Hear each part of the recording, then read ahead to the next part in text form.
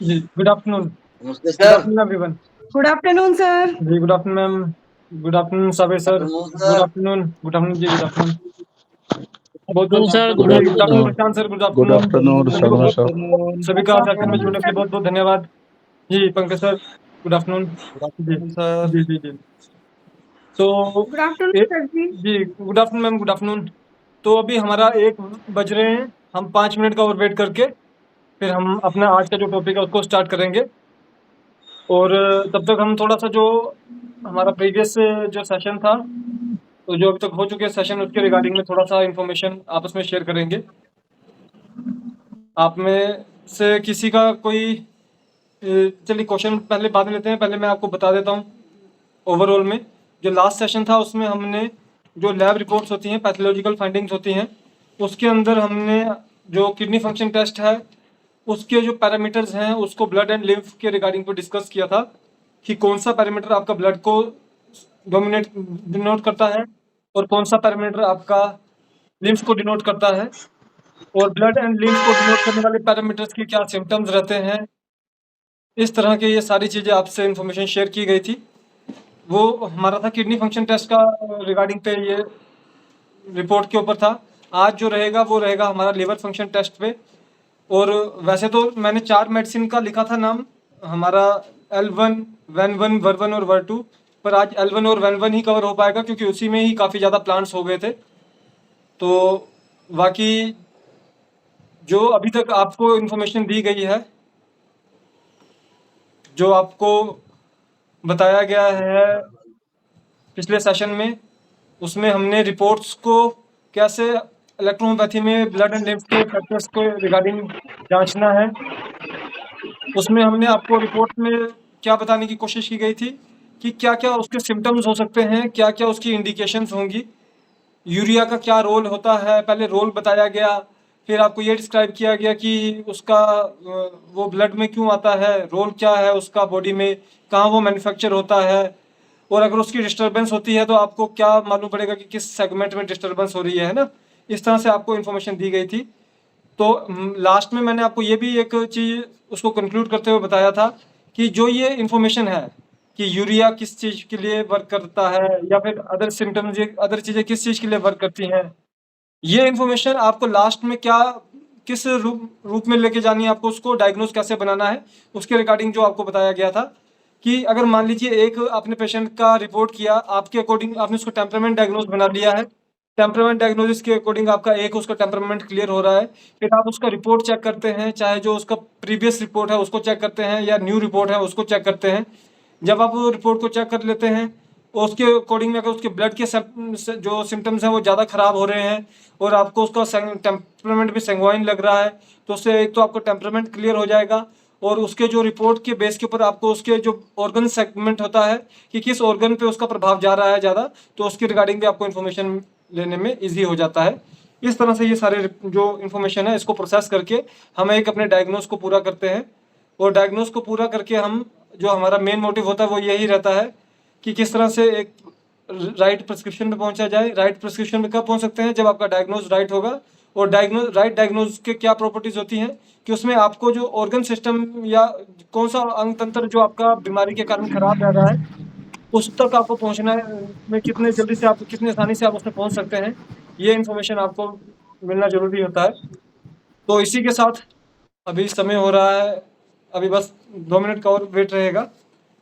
आप में से कोई पर्सन जिसने प्रीवियस जो सेशन किया हो, ज्वाइन किया हो, आपको लगता है कि कुछ आपका बात पूछने वाली हो तो आप बता सकते हैं कि जो हमने आपसे इन्फॉर्मेशन शेयर किया था, जो किडनी फंक्शन टेस्ट के जो सिम्टम्स थे उसके रिगार्डिंग पे इन्फॉर्मेशन शेयर किया था, उसके रिगार्डिंग कोई बात। बाकी जो हमारा डाइल्यूशन सिस्टम है उसके रिगार्डिंग भी पूरा बताया जाएगा, बात की जाएगी। और कुछ यूज़र्स हैं उनका भी कुछ क्वारी थी, जैसे कि डाइल्यूशन को कैसे प्रिपेयर किया जाता है, हम अपने जो ड्रॉप सिस्टम है उसको कैसे प्रिपेयर करते हैं, उसको भी थोड़ा सा एंड ऑफ ऑल में क्लियर किया जाएगा आज में। तो चलिए ठीक है, कोई इशू नहीं है, हम अपने जो आज का सेशन है उसको स्टार्ट कर देते हैं। फर्स्ट ऑफ ऑल जो आज का सेशन का टॉपिक था वो था हमारा जो हम लैब रिपोर्ट्स जो पैथोलॉजिकल फाइंडिंग को correlation with lymph and blood, sanguine and lymphatic temperament. तो आज का जो हमारी रिपोर्ट है वो है लिवर फंक्शन टेस्ट, एलएफटी का रिपोर्ट है। एलएफटी के रिपोर्ट्स के जो पैरामीटर्स हैं उसको कौन सा पैरामीटर आपका ब्लड में आता है, कौन सा पैरामीटर आपका लिम्फ में आता है, उसके रिगार्डिंग इन्फॉर्मेशन आपसे शेयर की जाएंगी। तो इसी के साथ मैं अपना आज का सेशन स्टार्ट करने जा रहा हूँ।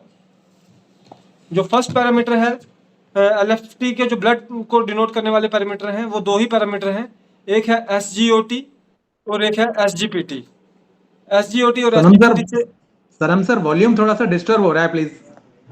सर एक सेकंड रुकिए जरा, एक्चुअली क्या है माइक वगैरह इसमें है नहीं जी। देखिए आपको लग रहा है अभी ओवर ठीक है, मैं अपनी आवाज बढ़ा रहा हूँ, क्या अभी वॉल्यूम सही है? फ्लैक्चुएट सर फ्लैक्चुएट कर रही है वॉइस, फ्लैक्चुएट हो रही है, या मुझे ही लग रहा है या और भी कोई औरों को भी लग रहा है? थोड़ा सा बताएं कोई। नहीं, वॉल्यूम तो ठीक लग रहा है। लोगों के यहाँ सही है सर, वॉल्यूम सही है सर।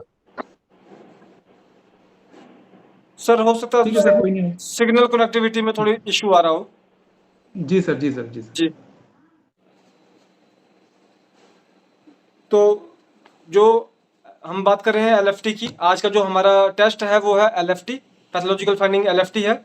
लीवर फंक्शन टेस्ट में हमारे दो ही इंडिकेशंस हैं, दो ही हमारे जो टेस्ट के जो पैरामीटर्स हैं जो आपको ब्लड को डिनोट करते हैं। फर्स्ट है एसजीओटी, सेकंड है एसजीपीटी। जी, एसजीओटी और एसजीपीटी में जो आपके टेम्परामेंट्स, जो एसजीओटी एसजीपीटी है वो आपका अगर उसमें कोई डिस्टर्बेंस शो होगी तो इसका मतलब वो ब्लड और सेंग्वाइन नेचर की डिस्टर्बेंस शो होगी। ब्लड के अंदर उसका कोई प्रॉब्लम हो सकती है, सेंग्वाइन के रिगार्डिंग में टेम्परामेंट के रिगार्डिंग उसकी कोई प्रॉब्लम हो सकती है। आप अगर उसका पेशेंट का आप टेम्परामेंट डायग्नोस करेंगे, आप पाएंगे कि उसमें जो बीमारी है, अगर उसका एसजीपीटी एसजीओटी खराब हो रहा है तो आप पाएंगे इसका जो डोमिनेंसी है वो सेंग्वाइन की भी हो सकती है। मिक्स डोमिनेंसी में भी आपका एसजीपीटी एसजीओटी खराब हो सकता है, पर उसमें हो सकता है कि मान लीजिए आपका एसजीपीटी एसजीओटी तो खराब है पर उसी के साथ जो लिम्फ के जो पैरामीटर्स हैं उसमें ज़्यादा नंबर की खराबी है, तो उस तरह से हम उसको आगे प्रोसेस करते हैं इन्फॉर्मेशन को। पर अभी पहले हम स्टार्ट करेंगे आज के बेसिक इन्फॉर्मेशन से। तो जो एसजीओटी और एसजीपीटीज हैं ये आपके एलएफटी टेस्ट में, लिवर फंक्शन टेस्ट में ब्लड को डिनोट करते हैं। एसजीपीटी एसजीओटी के क्या, पहले तो ये बताया जाएगा कि एसजीओटी क्या है, क्या उसका रोल है। पहले ये प्रोड्यूस कहाँ पे होता है, ये आपका लिवर सेल्स में प्रोड्यूस होता है, लिवर के जो सेल्स होते हैं उसके थ्रू ये प्रोड्यूस होता है। उसके बाद ये ट्रैवल करता है आपका बॉडी में, कहाँ कहाँ पे ट्रैवल करता है ये, इसकी एलोकेशन कहाँ कहाँ हो सकती है, किडनीज में इसकी एलोकेशन हो सकती है, मसल्स में इसकी एलोकेशन हो सकती है, उसके अलावा हार्ट में इसकी एलोकेशन हो सकती है और ब्रेन में इसकी एलोकेशन हो सकती है। अभी आपने क्या पाया कि लिवर में तो हो ही रही है, किडनी में भी हो रही है, मसल में भी हो रही है, हार्ट में भी हो रही है, ब्रेन में भी हो रही है। अभी आगे चल के इसी टेस्ट में कुछ ऐसे पैरामीटर आएंगे जिसमें उनकी जो एलोकेशन होती है वो आपको, ये हार्ट भी आपका ब्लड का रिगार्डिंग का ऑर्गन है, लिवर आपका मसल्स भी आपका ब्लड को यूज करने वाली और उसमें सिस्टम्स में आती हैं। उसके अलावा जो आपका ब्रेन है वो भी ब्लड को यूज करने वाले सिस्टम में आता है। तो इस तरह से जो ये और जो एसजीओटी है ये प्योरली आपका ब्लड को ही डिनोट कर रहा है। तो इसमें जो आपका एलोकेशन थी वो हो रही है किडनी, मसल्स, हार्ट और ब्रेन में। ये प्रोड्यूस हो रहा है आपका लिवर सेल में। इसका रोल होता है प्रोटीन को जनरेट करना। प्रोटीन को जनरेट करके इसका जो मेन जो वर्क होता है वो लिवर फंक्शंस को ऑप्टिमल यूज बनाए रखने का इसका मेन वर्क रहता है। ये हमारा इसका जो एसजीओटी का रोल है। सेकंड है हमारा एसजीपीटी। एसजीपीटी भी आपका लिवर सेल्स में ही प्रोड्यूस होता है, पर जो इसकी एलोकेशन होती है, जो ये पाया जाता है, ये सिर्फ और सिर्फ लिवर में पाया जाता है एसजीपीटी। इसका रोल जो होता है एसजीपीटी का, ये एक कैटलिस्ट का रोल, कैटलिस्ट जो होता है आपका मीडिएटर होता है, कैटलिस्ट का रोल परफॉर्म करता है। ये आपका मेन इसमें जो कंपोनेंट होते हैं, एक होता है आपका एलेनाइन कंपोनेंट है और दूसरा है ए कैटागुलेरोट। एक है एलेमाइन और दूसरा है ए कैटागुलेरोट। जो एलेनाइन है वो आपका सोर्स ऑफ एनर्जी है मसल्स के लिए और सेंट्रल नर्वस सिस्टम का सोर्स ऑफ एनर्जी को प्रोवाइड कर रहा है। और जो आपका ए कैटाग्लियरेट जो होता है वो आपका प्रोटीन, फर्स्ट है वो आपका स्टिमुलेट ऑफ प्रोटीन सिंथेसिस को वो स्टिमुलेट करने में हेल्प करता है बॉडी में। और दूसरा डीजनरेशन इन मसल्स, प्रोटीन डीजनरेशन इन मसल्स को ओवरव्यू करता है। जो ये एसजीपीटी जो होते हैं ये आपके इन दो फैक्टर्स को, फर्स्ट फैक्टर है आपका मसल्स और जो सेंट्रल नर्वस सिस्टम है उसको एनर्जी प्रोवाइड करवाना, दूसरा स्टिमुलेशन और आपका डीजनरेशन ऑफ प्रोटीन को मॉडरेट करके उसको रेगुलेट करना, इसके ऊपर वो ध्यान देता है। अगर आपकी बॉडी में एसजीपीटी और एसजीओटी के खराब रिगार्डिंग कोई डिस्टर्बेंस आपको मिलेगी, आप उससे पूछ सकते हैं कि आपको किस नेचर की डिस्टर्बेंस है। पेशेंट के सिम्टम्स को आप जानने की कोशिश करेंगे। पेशेंट की जब आप सिम्टम जानेंगे, अगर आपको लगता है कि कहीं पे उसका बेसिक हेल्थ के रिगार्डिंग सिम्टम है, अब जैसे अगर एसजीओटी खराब है सिर्फ, तो उसमें आपको हार्ट के रिगार्डिंग भी सिम्टम देखने को मिल सकते हैं। उसको ब्रेन के रिगार्डिंग, ब्रेन आपके हेडेक जैसे सिम्टम देखने को मिल सकते हैं। उसके अलावा आपको यूरिन के रिगार्डिंग सिम्टम देखने को मिल सकते हैं। पर अगर एसजीपीटी का सिम्टम होगा तो उसमें आपको भूख कम लगने का सिम्टम मिल सकता है, थकावट का सिम्टम मिल सकता है। उसके अलावा जैसे कि इसमें बताया गया है कि ये आपका सेंट्रल नर्वस सिस्टम को इंडिकेशन प्रोवाइड करवा रहा है, ये आपके जो मसल्स होते हैं उसको प्रोवाइड करवा रहा है।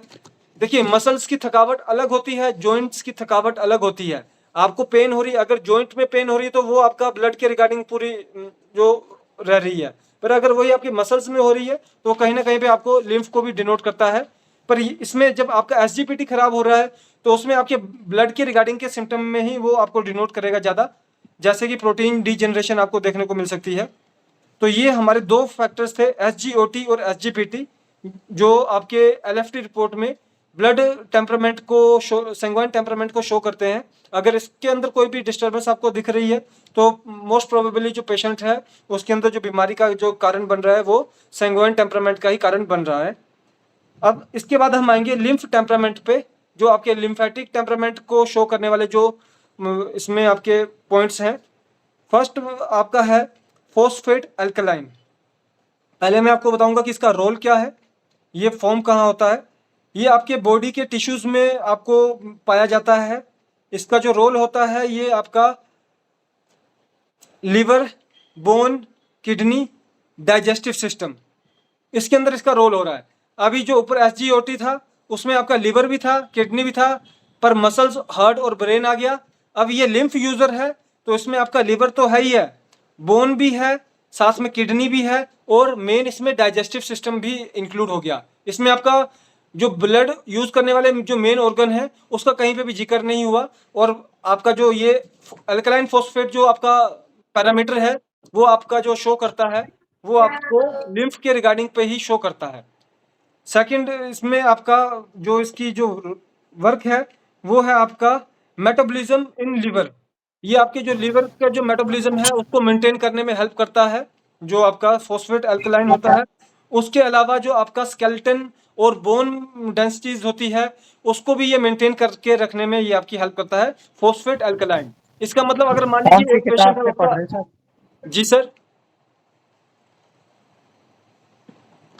इसका मतलब ये हुआ अगर मान लीजिए आपका पेशेंट है उसमें एसजीओटी खराब आ रहा है पर उसके अलावा फॉस्फेट भी खराब आ रहा है, आपने उसके सिम्टम को पूछा, सिम्टम में आपको एसजीओटी के जो ऑर्गन सिस्टम्स है उसके रिगार्डिंग पे आपको सिम्टम देखने को मिल गए, पर वहीं पे फॉस्फेट भी उसका खराब आ रहा है। फॉस्फेट में जैसे कि आपका मेटाबॉलिज्म नहीं उसका सही रह रहा है, और अब इसमें जो एसजीओटी था उसमें आपका लिवर इंक्लूड हो रहा है, पर फॉस्फेट में आपका जो मेटाबॉलिज्म, लिवर इंक्लूड हो रहा है पर वो आपका मेटाबॉलिज्म के रिगार्डिंग पे हो रहा है। तो उसमें आपको सिम्टम्स को आप डिफ्रेंशिएट कर सकते हैं, उसके रिगार्डिंग भी फिर आपको मालूम पड़ेगा कि इसका जो बेस कारण क्या है। तो इसी अभी इस रिपोर्ट को मैं आगे बढ़ाता जाऊंगा, एक बार मैं फिर से इस पॉइंट को कर देता हूँ। फॉस्फेट अल्कलाइन आपका पैरामीटर है, ये आपका लिम्फ के अंदर आता है। इसका जो वर्क होता है, it's form in all body tissues, ये आपका ऑल बॉडी टिश्यूज में फॉर्म होता है। फिर उसके बाद ये लिवर, बोन, किडनी और डाइजेस्टिव सिस्टम के अंदर ये जाके आपका वर्क करता है, और उसके बाद ये आपका मेटाबॉलिज्म डेवलपमेंट इन लिवर पे ये आपका वर्क करता है, और एंड ऑफ ऑल में ये आपका जो स्केलेटन और बोन डेंसिटीज होती हैं या स्केलेटल लेवल का कोई आपका डिसफॉर्मेशन हो रही है, ओस्टियोजेनेसिस या अर्थराइटिस जैसी कोई कंडीशन बन रही है, उसके अंदर भी आपको इसके जो पैरामीटर है उसकी डिस्टर्बेंस देखने को मिल सकती है। अब नेक्स्ट है हमारा बिलिरुबिन। बिलिरुबिन में आपके टोटल 3 पैरामीटर्स होते हैं। फर्स्ट होता है डायरेक्ट, सेकंड होता है इनडायरेक्ट और थर्ड होता है टोटल। फर्स्ट जो आपका bilirubin, first of all bilirubin क्या रहता है, बॉडी हमारा बाइल्स प्रोड्यूस करती है। बाइल जो होती है, लिवर आपका बाइल प्रोड्यूस करती है, बाइल के अंदर आपका बिलिरुबिन ट्रैवल करता है और बिलिरुबिन जो होता है वो आपका जो रेड ब्लड सेल्स होते हैं, उस जो ओल्ड रेड ब्लड सेल होते हैं उसके ब्रेक डाउन होने पे बिलिरुबिन क्रिएट होता है। एंड ऑफ ऑल में जो रेड ब्लड सेल, जो बूढ़ा रेड ब्लड सेल हो चुका है, जब वो आगे ब्रेक डाउन होके उसके न्यूट्रिशन कंपोनेंट बनते हैं, वो दोबारा लिवर तक जाते हैं और वहाँ से जो डाइजेस्ट होने वाले या यूज़ होने वाले कंपोनेंट होते हैं वो लिवर में यूज़ हो जाते हैं और अदर कंपोनेंट आपके बॉडी से एक्सक्रीट कर जाते हैं। तो ये होता है बिलिरुबिन और इसमें आपके टोटल 3 फैक्टर्स हैं। फर्स्ट फैक्टर है आपका बिलिरुबिन डायरेक्ट, सेकंड फैक्टर है आपका बिलिरुबिन इनडायरेक्ट और थर्ड है बिलिरुबिन टोटल। जो आपका डायरेक्ट बिलिरुबिन होता है ये conjugated with glucuronic acid, conjugated with glucuronic acid.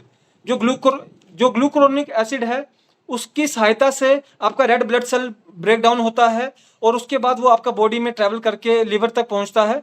तो ये आपका बिलिरुबिन डायरेक्ट के जो नेचर होती है वो ये रहती है। और सेकंड पॉइंट है आपका बिलिरुबिन इनडायरेक्ट। बिलिरुबिन इनडायरेक्ट जो होता है उसमें भी सेम होता आपका, एक तो वो नॉन कॉन्जुलेटेड होता है। नॉन कॉन्जुलेटेड का मतलब ये होता है जहाँ पे कॉन्जुलेटेड ने आपका ग्लूकुरोनिक एसिड को यूज किया है, वहाँ पे नॉन कॉन्जुलेटेड ने आपका अल्कोहलिक कंपोनेंट को यूज करके रेड ब्लड सेल को ब्रेक डाउन किया और उसको ब्रेक डाउन को करके उसके न्यूट्रिशन के पैरामीटर्स को अलग अलग करके उसने लिवर तक पहुंचा दिया। ये हमारा बिलिरुबिन का रोल रहता है। और उसका थर्ड पॉइंट होता है हमारा बिलिरुबिन टोटल। ये आपका कॉम्बिनेशन होता है बोथ बिलिरुबिन डायरेक्ट और इनडायरेक्ट का। आखिर में ये सारी मात्राएं अगर आपके बॉडी में एक मात्रा से ज़्यादा हो जाए या एक मात्रा से कम हो जाए तो भी आपके शरीर को हानि पहुंचाती हैं। इसलिए इसका एक रेशो, जो मॉडरेट रेशो है, वो आपकी बॉडी में रहना जरूरी रहता है। तो इसी के साथ ये आपका बिलिरुबिन जो था इसका ये टॉपिक था। इसमें आपका जो टोटल है वो आपके दोनों की जो रेशो, एग्जैक्ट रेशो की आपकी बॉडी में बनी रह रही है। हो सकता है आपका बिलिरुबिन डायरेक्ट सही आ जाए, बिलिरुबिन इनडायरेक्ट सही आ जाए, पर जो आपका बिलिरुबिन टोटल है उसमें डिस्टर्बेंस आपको शो हो। इसका मतलब ये हुआ कि कहीं ना कहीं पे जो उसकी रेशो है वो डिस्टर्ब हो रही है, जिसकी वजह से आपके बॉडी में वो डिस्टर्बेंसेस बन रही हैं। हो सकता है कि आपका बिलिरुबिन टोटल सही आए, बिलिरुबिन इनडायरेक्ट सही आए, पर बिलिरुबिन डायरेक्ट सही आ जाए। इसका मतलब डायरेक्ट सही नहीं आ रहा है, इसका मतलब ये हुआ कि जो टोटल है वो तो आपका मेंटेन रेशो तो मेंटेन सही की जा रही, ऑर्गन सही कर रहा है, पर कहीं ना कहीं पे जो डायरेक्ट बिलिरुबिन है वो ज़्यादा प्रोड्यूस हो रहा है इनडायरेक्ट से मात्रा में। तो उसकी वजह से भी आपकी बॉडी में जो है वो खराबी आ सकती है। और ये जो बिलिरुबिन होता है ये आपका लिम्फ और लिम्फेटिक चैनल के जो सिम्टम्स होते हैं उसको शो करता है। नेक्स्ट है हमारा albumin and globulin. Albumin and globulin जो होते हैं ये आपके दो ये आपके एंजाइम रिगार्डिंग फंक्शंस जो पैरामीटर्स होते हैं। फर्स्ट मैं आपको बताऊंगा कि एल्बुमिन का क्या रोल होता है। Albumin it helps fluid such as hormones and enzyme to freely roam in body and provide and avoid them from leaking into tissues from your bloods। इसका मतलब ये होगा जो एल्बुमिन होता है ये आपका जो फ्लूइड्स होते हैं बॉडी में, जैसे कि एंजाइम्स हो गए, हार्मोन हो गया, उसको वो आपके ब्लड वेसल्स से बॉडी में आपका जाने में, बॉडी में सर्कुलेट होने में हेल्प करता है। और उसका जो मेन रोल होता है एल्बुमिन का वो ये होता है कि जो ये आपके एंजाइम्स हो गए या हार्मोन हो गए ये ब्लड वेसल से लीक करके आपके टिश्यू से ना मिल जाए, उसको रोक के रखने में ये एल्बुमिन जो होता है वो रोल जो वर्क करता है। और जो सेकंड होता है वो होता है आपका ग्लोबुलिन। ग्लोबुलिन जो होता है वो आपका लिवर फंक्शन और ब्लड जो आपका क्लोटिंग, ग्लोबुलिन आपको किस चीज़ में हेल्प करता है, एक तो लिवर फंक्शन को मेंटेन करने में हेल्प करता है, सेकंड जो ब्लड क्लोटिंग होती है बॉडी में उसको मेंटेन करने में हेल्प करता है। उसके अलावा किसी भी तरह की इन्फ्लेमेशन हो गई या फिर आपका किसी भी तरह का कोई डीजनरेशन हो रहा है उसको भी ये एक्सट्रीम लेवल तक ना जाए उस लेवल्स को मेंटेन करने में आपको ग्लोबुलिन जो है ये चीज़ हेल्प करती हैं। और उसके नेक्स्ट है आपका A and G, albumin and globulin ratio. Albumin and globulin ratio किस चीज़ को आपको इंडिकेशन करती है? ये आपका अमाउंट ऑफ एल्बुमिन और ग्लोबुलिन जो आपकी बॉडी में ट्रैवल कर रहा है, उसमें कोई आपका रेशो में कोई डिस्टर्बेंस तो नहीं आ रही है, तो उसको ओवरव्यू करके वो पैरामीटर आपको शो करता है ए एंड जी रेशो। और लास्ट है हमारा प्रोटीन टोटल। प्रोटीन टोटल जो है ये आपका रोल बताता है।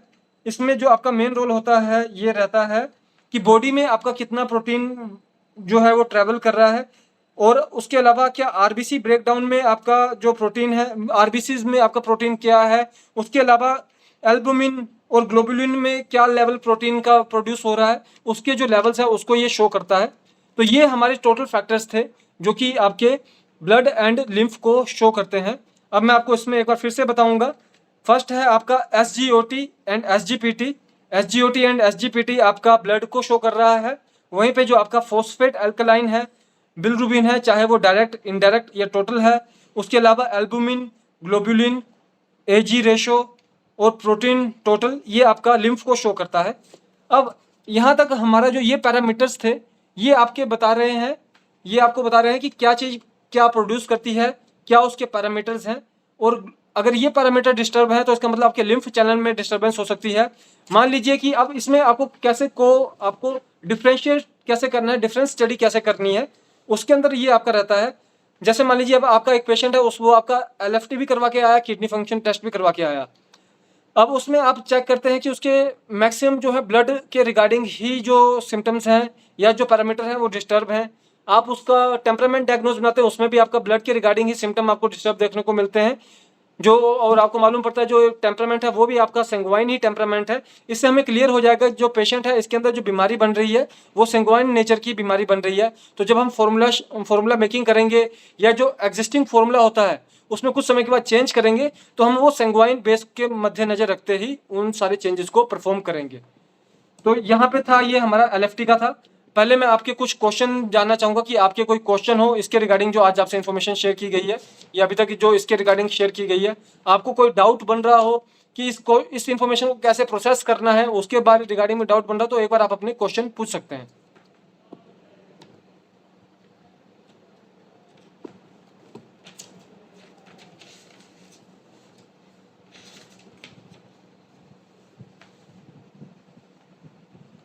किसी का कोई कंफ्यूजन बन रहा हो इसमें?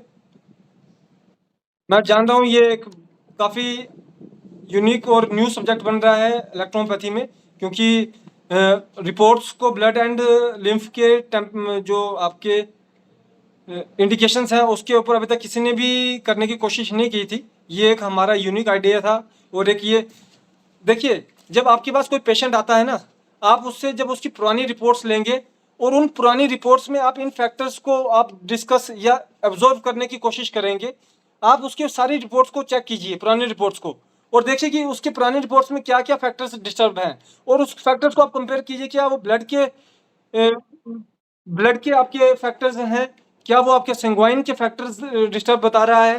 फिर उसके बाद आप उसकी हिस्ट्री लीजिए पेशेंट की हिस्ट्री में आपको क्या मालूम पड़ रहा है, उसके रिगार्डिंग आप चीज़ को इन्फॉर्मेशन को प्रोसेस कीजिए और अपना डायग्नोज बनाएंगे, तो आपको एक एक्यूरेट डायग्नोज बनाने में सहायता हो जाती है। जी शैलेंद्र सर, प्लीज आपने अपना हाथ खड़ा किया है, क्या आपका कोई क्वेश्चन है तो बताइए प्लीज। जी सर, जी मैम मैं प्लीज। राउत बात जी करती जी मैम, जी हूँ। मैम। हाँ सर, एक्चुअली मेरे पास में एक पेशेंट है लिवर स्टेनोसिस का। जी तो उनका SGOT तो नॉर्मल है, लेकिन PT उनका बढ़ा हुआ है, प्लस बिलीरुबिन जो है वो तीनों बिलीरुबिन बढ़े हुए हैं। जी एल्ब्यूमिन ग्लोबुलिन नॉर्मल है, प्लस प्रोटीन उनका वो भी बढ़ा हुआ है। तो मतलब ऐसे पेशेंट में अभी ट्रीटमेंट तो चल रही है उनकी, जी लेकिन 3 महीने ट्रीटमेंट करने के बाद में उन्होंने जब मतलब LFT किया तो उसमें उनका बिलीरुबिन लेवल मतलब एक एक पॉइंट से कम हुआ था, जी और OTP भी नॉर्मल हो गया था। जी उसके बाद में उन्होंने शायद 15 डेज मेडिसिन बंद रखी, उसके बाद में उन्होंने फिर से स्टार्ट किया मेडिसिन अपना। उसके जी बाद में उन्होंने फिर से 1 महीने बाद मेडिसिन मतलब लेने के बाद में टेस्ट किया, तो उनका फिर से वही रेंज में आ गया जी जी जैसा पहले था वैसे। जी। तो मतलब क्या करना चाहिए? अच्छा, अभी इसमें क्या हुआ, इसमें पहले आपको पूरा बताने से पहले आपने उसका उनका किडनी फंक्शन टेस्ट वगैरह भी कुछ करवाया था या सिर्फ एलएफटी करवाया गया था? सिर्फ एलएफटी किया हुआ है सर, किडनी जब फंक्शन उनका नॉर्मल है। किडनी फंक्शन आपने नहीं मतलब करवाया था, टेस्ट नहीं करवाया था या मैंने फिर भी करवाया था, पहले रिपोर्ट में उनका नॉर्मल आया था नॉर्मल आया सब था? चीज। ठीक है, बिल्कुल कोई इशू नहीं। अब हम्म। देखिए इसमें एक और चीज़ है, अब जैसे आपने बताया कि एसजीपीटी तो सिर्फ एक उसका उनका एसजीपीटी खराब था, पर जो कि आपका ब्लड को डिनोट कर रहा है, वहीं पे जो आपके संगवाइन के जो लिम्फ के जो थे, उसमें बिलिरुबिन भी पूरा टोटली खराब डिस्टर्ब बता रहा था और उसके अलावा जी प्रोटीन भी डिस्टर्ब बता रहा था। तो इसका मतलब कहीं न कहीं पे, और आपने उसका टेम्परामेंट को डायग्नोज़ किया अपने पेशेंट का, अब आप उसका टेम्परामेंट डायग्नोज़ करें और देखें कि क्या उसका जो टेम्परामेंट है वो उसका जी जो टेम्परामेंट है किस नेचर में है, सेंग्वाइन का टेम्परामेंट है या लिम्फेटिक का टेम्परामेंट है, आप जरा उसको भी स्टडी करेंगे। और एंड ऑफ ऑल में जो आपने बोला, अब देखिए ऐसा होता है ना, मुझे एक और चीज बताइए आप, अभी क्या उसकी जी। रिपोर्ट बेशक डिस्टर्ब आ रही है, पर क्या उसके जो सिम्टम्स है वो भी डिस्टर्ब हो चुके हैं या सिम्टम नॉर्मल हैं अभी उसके? नहीं, सिम्टम जो है पहले मतलब उनका पेट साफ नहीं होता था, तो वो जी अभी जी उनका पेट साफ होने लग गया। उनको जी जी एसिडिटी का प्रॉब्लम था, तो वो भी उनका क्योर हो गया। जी जी जी प्लस उनके बॉडी पर स्वेलिंग रहती थी, स्पेशली लेग्स पर, जी तो वो भी उनकी कम हो गई। असाइटिस का भी उनको प्रॉब्लम था, तो वो जी जी भी उनका मतलब नॉर्मल हो गए। बिल्कुल इतने सारे प्रॉब्लम उनके जी मतलब अभी तक क्योर हो रहे हैं। मतलब जो बिल्कुल सिम्टम दिख रहे थे ना, तो सिम्टम तो उनके क्योर हो गए हैं। जी बट ये जो रिपोर्ट्स है, तो रिपोर्ट में थोड़ा वेरिएशन मिल रहा जी। है। मैम देखिए ऐसा है ना, अब मैंने आपको क्या बात बताई, देखिए आखिर में जो ये रिपोर्ट्स के जो पैरामीटर्स हैं, इसमें लिखा होता है कि आपका रिपोर्ट इतने से इतने के बीच में रहना चाहिए, ये पैरामीटर इतने से इतने के बीच में रहना चाहिए, राइट? उसका मतलब ये है कि ये कोई अननेसेसरी चीज नहीं है हमारी बॉडी में। हाँ, और जिस टाइम पे हमारी बॉडी हीलिंग प्रोसेस में होती है ना, आप देखेंगे कि उस समय आपका क्रेटिनिन भी कई बार बढ़ गया होता है, जिसको किडनी के रिगार्डिंग होता है उसका क्रेटिनिन बढ़ा होता है, पर उसके जब दवाई ले रहे होते हैं उसके सिम्टम नहीं बढ़ रहे होते हैं ना, पर क्रेटिनिन बढ़ा होता है। उसका मतलब ये नहीं होता कि उसका जो बॉडी है वो प्रोड्यूस भी ज्यादा कर रही है क्रेटिनिन, पर उसका बॉडी उसने जो ज्यादा प्रोड्यूस किया गया उसको यूज भी सही से कर पा रहा है और उसको वो कंट्रोल भी कर रहा है। अब यहाँ पे क्या एक हमसे क्या कमी रही होगी वो मैं आपको बताता हूँ। जब हमने 3 महीने का एक ट्रीटमेंट किया और जो पेशेंट है वो जी पूरी नॉर्मल हो गया, तो 3 महीने के बाद हमें कुछ समय के लिए, अगले 1.5 से 2, एकदम से ड्रॉप नहीं करना था मेडिसिन, पर अगले 1.5 से 2 महीने के लिए हमें जो बिफोर मील फॉर्मूला है उसको बंद करके सिर्फ आफ्टर मील फॉर्मूला चला देना चाहिए था। जब हम आफ्टर मील फॉर्मूला चलाते तो 3 महीने के टोटल 6 महीने के समय के बाद आप उसकी रिपोर्ट कराएंगे, उसकी रिपोर्ट भी नॉर्मल आएगी और उसका जो सिम्टम है वो भी कभी दोबारा वापस नहीं बढ़ने वाले थे। तो इस तरह की जो कुछ चीजें होती हैं उनको हमें थोड़ा सा ऑब्जर्व करके रखना पड़ता है मैम। जी सर, बट पेशेंट काफी क्रॉनिक है सर जी, जी क्रॉनिक जी डिजीज है उसको। जी क्योंकि उन्होंने काफी सारी एलोपैथी ट्रीटमेंट खा चुके हैं, मतलब 2-3 साल से, और अल्कोहलिक भी है वो। जी मतलब प्रीवियस हिस्ट्री जो है उनके अल्कोहलिक है, मतलब जी जी जी 10 ईयर कंटिन्यू वो मतलब अल्कोहल इंटेक करते थे। जी जी। देखिए उस आखिर में जो हिस्ट्री है या कॉज है वो हो सकता है यही पेशेंट होता, उसका अल्कोहल नहीं होता, अल्कोहलिक नहीं होता, कोई और कॉज होता और वो पेशेंट बीमार हो रहा होता, तो उसमें भी आखिर में बीमार तो हो रहा है ना पेशेंट। तो जी सर। जी और उसकी रिपोर्ट भी उसी तरह से खराब देखने को मिलेगी, है ना? कॉज अलग हो सकते हैं, रिपोर्ट्स के जो पैरामीटर वो भी अलग खराब हो सकते हैं, पर मेन होता है कि सिम्टम आपके कब सबड्यू कर जा रहे हैं, और सिम्टम सबड्यू होने के बाद एकदम से कभी भी रिपोर्ट फाइनल नहीं होती है, सही नहीं होती है। रिपोर्ट को जी जी सही होने में आपका 3 से 6 महीने का समय लगता है, और आपको मैक्सिमम टाइम पे रिपोर्ट तभी आपको क्योर, मान लीजिए आपने पेशेंट का ट्रीटमेंट स्टार्ट किया, आज वो आया, उसकी रिपोर्टें बिल्कुल एक्सट्रीम खराब चल रही हैं, पर उसने ट्रीटमेंट लेना स्टार्ट किया, अगले 3 महीने तक वो आपका ट्रीटमेंट ले रहा है और उसको सारे सिम्टम खत्म हो चुके हैं, 1 महीने के अंदर सिम्टम भी खत्म हो गया, सब कुछ खत्म हो गया, पर 3 महीने के बाद जब वो रिपोर्ट चेक करवाता है तो रिपोर्ट उसकी वैसी की वैसी दिखाई जा रही है अभी भी, है ना? जी तो इसका मतलब ये हुआ कि बॉडी तो उसकी नॉर्मलाइज हो गई है, एक्शन में आ गई है, पर जो प्रोडक्शन लेवल है बॉडी के, जो उसके जो सिम्टम्स के जो एलिमेंट्स हैं, जो वो एलिमेंट्स है उसके जो प्रोडक्शन लेवल है वो अभी भी हाइपर है, वो कम नहीं जा रहे हैं। और हाइपर होने के बावजूद भी अगर सिम्टम नहीं बन रहे हैं, क्योंकि पहले तो हाइपर सिम्टम भी उसके हाइपर थे और बॉडी के प्रोडक्शन लेवल भी हाइपर थे और सिम्टम भी खराब हो जा रहे थे, पर अब क्या है, प्रोडक्शन लेवल बेशक हाइपर है पर सिम्टम अब खराब नहीं हो रहे हैं। इसका मतलब कहीं ना कहीं पे बॉडी ने कुछ तो अडेप्टेशन किया है आपका, है ना? तो वो जो जी सर। अडेप्टेशन है उसको परमानेंट करने के लिए हमको आखिर में ट्रीटमेंट को ही थोड़ा सा डिफरेंट करना पड़ता है। ट्रीटमेंट में हमको ना डाइल्यूशन नहीं बदलना पड़ता है, हमें डोज को बदल सकते हैं हम। डोज को बदलने के साथ साथ आप और क्या कर सकते हैं उसमें, जैसे मैंने आपको बताया कि हम क्या, जो हमारा जो कोर्स ऑफ एक्शन रहता है वो ये रहता है जब आपका पेशेंट एक बार क्योर हो जाए या नॉर्मल कंडीशन में आ जाए, तो मान लीजिए कोई 6 महीने में नॉर्मल कंडीशन में आया है, तो उसको अगले 3 महीने के लिए सिर्फ और सिर्फ आफ्टर मील वाला फॉर्मूला चला के दे दीजिए और उससे बोलिए कि अगले 3 महीने तक वो उसको इंटेक करता रहे। उसके 3 महीने में अब ऐसा है, अगर वो रिपोर्ट नहीं करवाता तो उसे मालूम नहीं पड़ता कि उसकी रिपोर्ट खराब आ रही है या कोई खराबी चल रही है ना, क्योंकि उसके सिम्टम तो खत्म हो चुके थे सारे के सारे। तो अगले 3 महीने में जो वो उसको जो मेडिसिन है उसको इंटेक करेगा, 3 महीने के बाद अगर वो रिपोर्ट करवाएगा, उसकी रिपोर्ट भी नॉर्मल आ जाती है और उसके सिम्टम भी नॉर्मल रहते हैं। और उसके अलावा जब 3 महीने के बाद वो दवाई को ड्रॉप कर देगा तो उसको दोबारा दवाई खाने की जरूरत नहीं पड़ेगी और उसको वो चीज़ भी रीअकर नहीं करती है। तो इस तरह से ये प्रोटोकॉल को जब तक हम पूरा परफॉर्म नहीं करते हैं पेशेंट पे, तब तक जो हमारा जो ट्रीटमेंट जो होता है या जो रिजल्ट लेने का जो रहता है, उसमें कहीं ना कहीं हमें कमी आती रहती है। जी सर, थैंक यू सर जी। जी। और किन्हीं का कोई क्वेश्चन इसके रिगार्डिंग में? अब यहीं पे मैं आपको एक और बात बता रहा हूँ।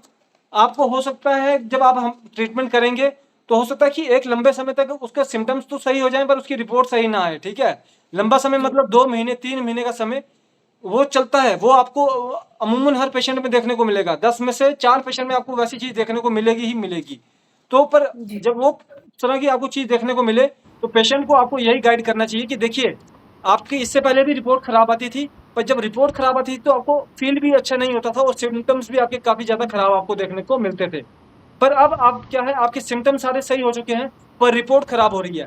3 महीने में आपके सिम्टम सही हुए हैं तो अगले 3 महीने में आपकी रिपोर्ट भी सही हो सकती है। और रिपोर्ट सही करने का तरीका हमने आपको बताया है, उसमें यही तरीका मेन रहता है कि आप उसको जो ट्रीटमेंट का जो तरीका रहता है, जैसे कि जो प्रोटोकॉल है उसमें आप उसके 3 महीने के बाद उसको जब पूरा सिम्टम सब खत्म हो चुका है उसके बाद आप उसको बिफोर मील चलाइए, सिर्फ बिफोर मील बंद कर दीजिए, आफ्टर मील चलाइए सिर्फ। इस तरह से जब आप प्रोटोकॉल को फॉलो करेंगे तो कुछ दिनों में उसकी रिपोर्ट भी सही आ जाती है और उसके जो लॉन्ग टर्म में उसको बीमारी दोबारा नहीं होती है, इस चीज की गारंटी रहती है हमको। जी जी। बट सर जी उसमें उनका जो ब्लड टेस्ट किया हुआ था, जो सीबीसी हमने करवाया, तो उसमें उनका जो हीमोग्लोबिन है, तो हीमोग्लोबिन मतलब पहले उनका काफी कम रहता था, 7-8 ऐसे ही रहता था। लेकिन आफ्टर हमारी मेडिसिन जब उन्होंने रिपोर्ट की तो उसके बाद में उनका जो हीमोग्लोबिन है 11.5 बढ़ा। उसके बाद में उनका WBC भी बढ़ा और प्लेटलेट्स भी बढ़े उनके। मतलब इतनी उनमें रिकवरी हुई रिपोर्ट्स में, वो वाले रिपोर्ट में उनकी रिकवरी हुई, तो उनको मतलब फ्रेश फील होने लगा कि एनर्जी टाइप उनको बॉडी में डेवलप हुआ। जी। अब देखिए यही तो मेन चीज है ना कि जो आखिर में पेशेंट रिकवरी में जाता ही जाता है, पर जो उसका जो मेन जो सिम्टम जो मेन जो उसकी डिस्टर्बेंस आई होती है रिपोर्ट्स में, वो उसको चेंजेस आने में जो जिस लेवल की उसकी बीमारी होती है। अब जैसे मान लीजिए आपका बेशक किडनी स्टोन है, उसमें आपके हो सकता है कि किडनी उसके आपके किडनी फंक्शन के भी पैरामीटर खराब आ सकते हैं और लिवर फंक्शन के भी पैरामीटर खराब आ सकते हैं। पर कुछ समय के बाद क्या होगा कि उसके लिवर फंक्शन के पैरामीटर सही हो जाएंगे पर किडनी फंक्शन के पैरामीटर लंबे समय के लिए खराब है, पर उसके सिम्टम सारे सबड्यू कर चुके हैं ना। तो जब तक वो ऑर्गन आपका जो स्टेज ऑफ न्यूट्रल में नहीं आएगा तब तक जो उसके रिपोर्ट्स हैं वो थोड़े डिस्टर्ब ही आएंगे। और स्टेज ऑफ न्यूट्रल में पेशेंट देखिए हीलिंग हो गई पर क्योरिंग होने में समय लगेगा, ठीक है। हील आपका 1 महीने में हो गया पर क्योर आपका 6 महीने में जब हो रहा है, तो इसका मतलब जो क्योरिंग जब तक क्योर नहीं होगा तब तक आपकी रिपोर्ट भी नॉर्मल नहीं आने वाली। तो इस चीज़ों को ध्यान में रखते हुए हमको ये पूरा अपने ध्यान में रखना चाहिए। और जब हम पेशेंट को प्रिस्क्राइब करते हैं तो शुरू में ही हमें ये सारी चीज़ें बतानी होती है उनको कि आपको इस समय ऐसा हो सकता है कि 3 महीने में आप पूरे क्योर हो जाए पर आपकी रिपोर्ट नहीं सही आए। पर जब आप क्योर हो रहे हैं, आप पहले दवाई खाते थे, आपकी रिपोर्ट सही आ जाती थी पर आपके सिम्टम नहीं सही होते थे। अब क्या है, आपके सिम्टम सही हो रहे हैं पर रिपोर्ट उसकी उस तरह से बदल नहीं रही है। वो क्यों नहीं हो रहा है? क्योंकि कहीं ना कहीं मेडिसिन का उसमें रोल रहता है। इस तरह से जब आप पेशेंट को गाइड करते हैं तो आगे चल के आपका पेशेंट एक अच्छे रिस्पॉन्स में रहता है और अब वो आपको कभी भी क्विट नहीं करता है। थैंक यू सर जी। किन्हीं और डॉक्टर का कोई कुछ क्वेश्चन हो, कोई भी आपका किसी? जी राजेश जी औरैया से। जी सर। जी सर हमें एक ये है, माना सर कि जैसे प्रेग्नेंट महिला होती है अक्सर पे पीलिया से पीड़ित हो जाती है, जॉन्डिस से। जी। क्या मेडिसिन इसको कंटिन्यू दे सकते हैं? सर देखिए इसमें आपका S1 S2 और WE, इसके अलावा हम कोई भी मेडिसिन यूज नहीं करते हैं। और उसमें भी अगर मान लीजिए उसके सिम्टम बहुत ज़्यादा हाई है ना, तो हम उसको मान लीजिए 1 दिन 2 दिन करवाएंगे, उसके बाद फिर बंद करवाएंगे, फिर बीच में 5 से 10 दिन का गैप लेंगे, फिर करवाएंगे। क्योंकि इलेक्ट्रोहोम्योपैथी की जो रेमेडी होती है वो बहुत जल्दी आपके सिम्टम्स को एक्साइट भी करती है और डाउन भी करती है। और प्रेगनेंसी होती है, इस केस में अगर कभी भी आपको कोई भी हाइपर सिम्टम हो जाए या आपके कोई किसी भी तरह का फ्लक्चुएशन हो, तो उसमें आपका बेबी के ऊपर किसी भी तरह का हार्म जाने का रिस्क रहता है। इसलिए कभी भी हम इलेक्ट्रोहोम्योपैथी में इस तरह का कोई जो ट्रीटमेंट है वो करने की सजेशन नहीं करते हैं। आप एक्सटर्नल उसको करवाने की कोशिश कीजिए। पानी में सिर्फ जैसे आपको बताया S1, S2 और अपना WE इसको यूज़ करवाइए, ठीक है? BE को भी साथ में, हाँ, BE को भी आप यूज़ करवा सकते हैं। ये 4 मेडिसिन जो होती हैं आप इसको रोटेशन में यूज़ करवा सकते हैं।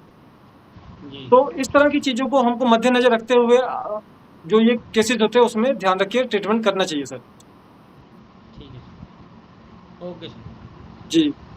किन्हीं और डॉक्टर सर का कोई क्वेश्चन? जी, धर्मवीर सर प्लीज़ पूछिए। सर आपने एसजीओटी और बिल्कुल सर आपकी ना वॉइस भी ब्रेक डाउन हो रही है, एक बार आराम से बोलिए और थोड़ा सा पास में करके बोलिए। एसजीओटी एसजीपीटी जी और डायरेक्ट इनडायरेक्ट और टोटल जी बिल्डुबी, तो ये तो लीवर फंक्शन के लिए हो गया ना जी। ये तो लीवर में इन्फेक्शन हुआ या लीवर डैमेज हुआ तभी आया नहीं। सर देखिए ऐसा है कि मैं आपको क्या बताया, जो SGOT है ना वो आपका बेशक लीवर बना रहा है, लीवर सेल बना रहा है, पर वो आखिर में कहाँ तक जा रहा है? किडनी में भी जा रहा है, फिर आपका उसमें भी मसल्स को भी हेल्प कर रहा है ना, मेंटेन करने में, फिर हार्ट में भी जा रहा है, ब्रेन में भी जा रहा है। तो इसका मतलब कि अगर आपका हार्ट का पेशेंट है, उसकी कोई डिस्टर्बेंस आ रही है तो उसमें भी SGPT खराब हो सकता है ना, और आपका ब्रेन के रिगार्डिंग कोई प्रॉब्लम आ रही है तो उसमें भी उसका SGPT खराब हो सकता है ना। बाकी छोड़िए, किडनी स्टोन होता है, SGPT SGOT मैक्सिमम टाइम आपको पेशेंट का खराब देखने को मिल जाएगा। तो इसलिए जो आपका क्वेश्चन था वो ये था कि अगर ये चीज़ है तो उसका मतलब सिर्फ लीवर ही खराब नहीं है, उसका मतलब ये है कि जहाँ तक वो चीज़ जा रही है। सर इस जो टॉपिक को स्टार्ट करने से पहले ही हमने एक बात पे चीज़ बोली थी, मैं फिर से उसको चीज़ को दोहराना चाहूँगा। उदाहरण के लिए यदि पैथोलॉजिकल खोज में कोई पैरामीटर खराब है, पैरामीटर मतलब SGPT SGOT बिलिरुबिन, ये पैरामीटर कोई भी पैरामीटर खराब है, तो इसका मतलब है कि या तो अंग का निर्माण खंड जहाँ पे वो चीज़ निर्माण हो रही है वो खराब, उसके अंदर खराबी आ रही है, या उस तत्व को उपयोग करने वाला निर्माण खंड, शरीर में जहाँ पे वो तत्व उपयोग भी हो रहा है उसका निर्माण खंड, वो वाला खंड, वो खराबी हो सकता है, उसकी वजह से जो आपका पैरामीटर है वो खराब हो रहा है। तो इस चीज़ को हमें हमेशा ध्यान रखना होता है सर। और दूसरा बताया ये एल्बुमिन और ग्लोबुलिन जी जी जी ये लिम्फेटिक सेल पर डिपेंड करता है। जी जी जी, इसकी अगर डिस्टर्बेंस है तो वो आपका लिम्फेटिक को, उसका मतलब ये है कि मोस्ट ऑफ वो आपका लिम्फेटिक में ही खराबी आ रही है। बाकी ऐसा ना सर, नस के अंदर से खून जा रहा है और नस को नरिश कर रही है लिम्फ, ठीक है, आखिर में दोनों वही नस खून को भी इस्तेमाल कर रही है पर उसी नस में लिम्फ का भी यूज हो रहा है ना। तो कई बार आपको रिपोर्ट में उस तरह की कंफ्यूजन देखने को मिलती है कि पर उसको फिर आप कैसे करते हैं टैली, उसके टेम्परामेंट डायग्नोस से। आप उसका जब टेम्परामेंट क्लियर करेंगे आपको मालूम पड़ जाएगा कि ये पेशेंट बेशक उसकी लिम्फ की डिस्टर्बेंस चल रही है पर पेशेंट वो संगोइन डोमिनेंट निकल रहा है। इसका मतलब कि जो आखिर में उसका लिम्फ को क्यों दिक्कत आ रही है, नस में लिम्फ को क्यों दिक्कत आ रही है, क्योंकि जो रक्त है वो गाढ़ा बन रहा है या बहुत पतला बन रहा है या उसकी प्रोसेसिंग सही से नहीं हो रही है। तो इस तरह के कुछ सिम्टम्स को हमें आखिर में सिम्टम्स को मद्देनजर रखते हुए आगे उसमें चलना पड़ता है सर। जी, हमारे किन्हीं डॉक्टर का किसी और का कोई और क्वेश्चन?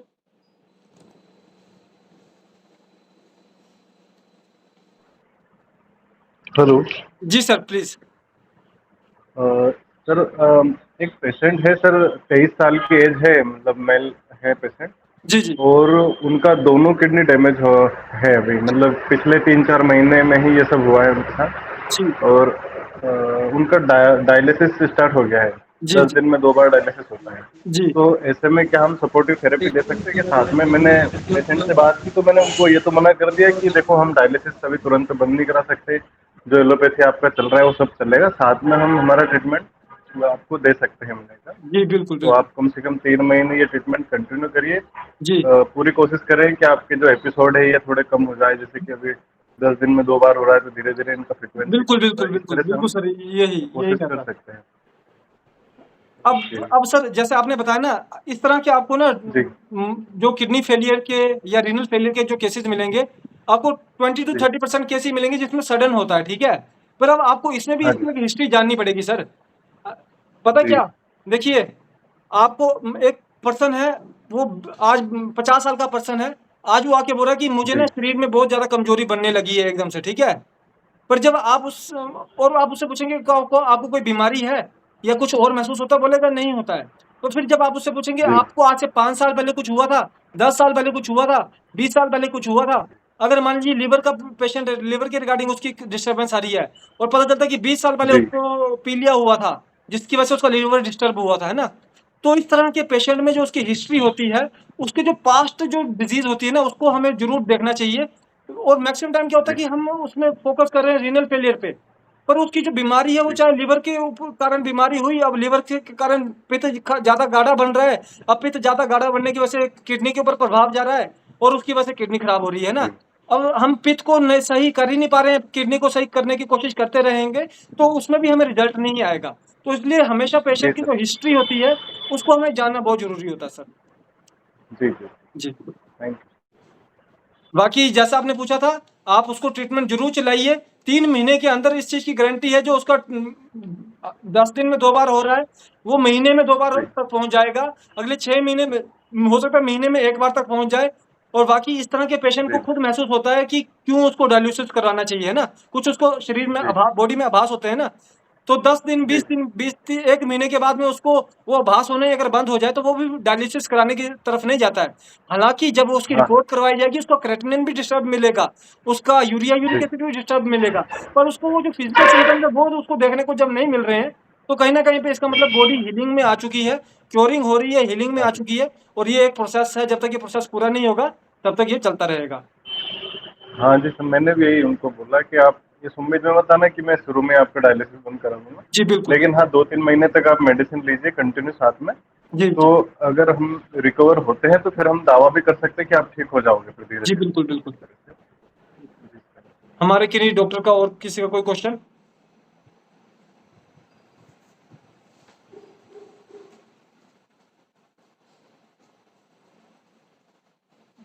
रुपेश सर, आप कोई जानकारी लेना चाह रहे हैं? Hello sir. जी सर, नमस्कार। सर मैं एक क्रिएटिन का डायलिसिस का पेशेंट हैंडल कर रहा था। जी जी तो जी उनका जून मंथ का जो रिपोर्ट था, जी उनका क्रिएटिन था 18 पॉइंट कुछ जी और यूरिया था 130 जी 130। जी जी तो सर जो हमारे गाइड में ट्रीटमेंट दी गई है जी जी उस हिसाब से मैंने उनको ट्रीटमेंट दी प्रॉपरली। जी और बाद में विद इन अ मंथ उनका जो क्रिएटिन आया है वो 10th आया। जी जी जी ओके। मतलब 8 से माइनस हुआ। जी देन यूरिया आया उनका 85 जी जी यूरिया।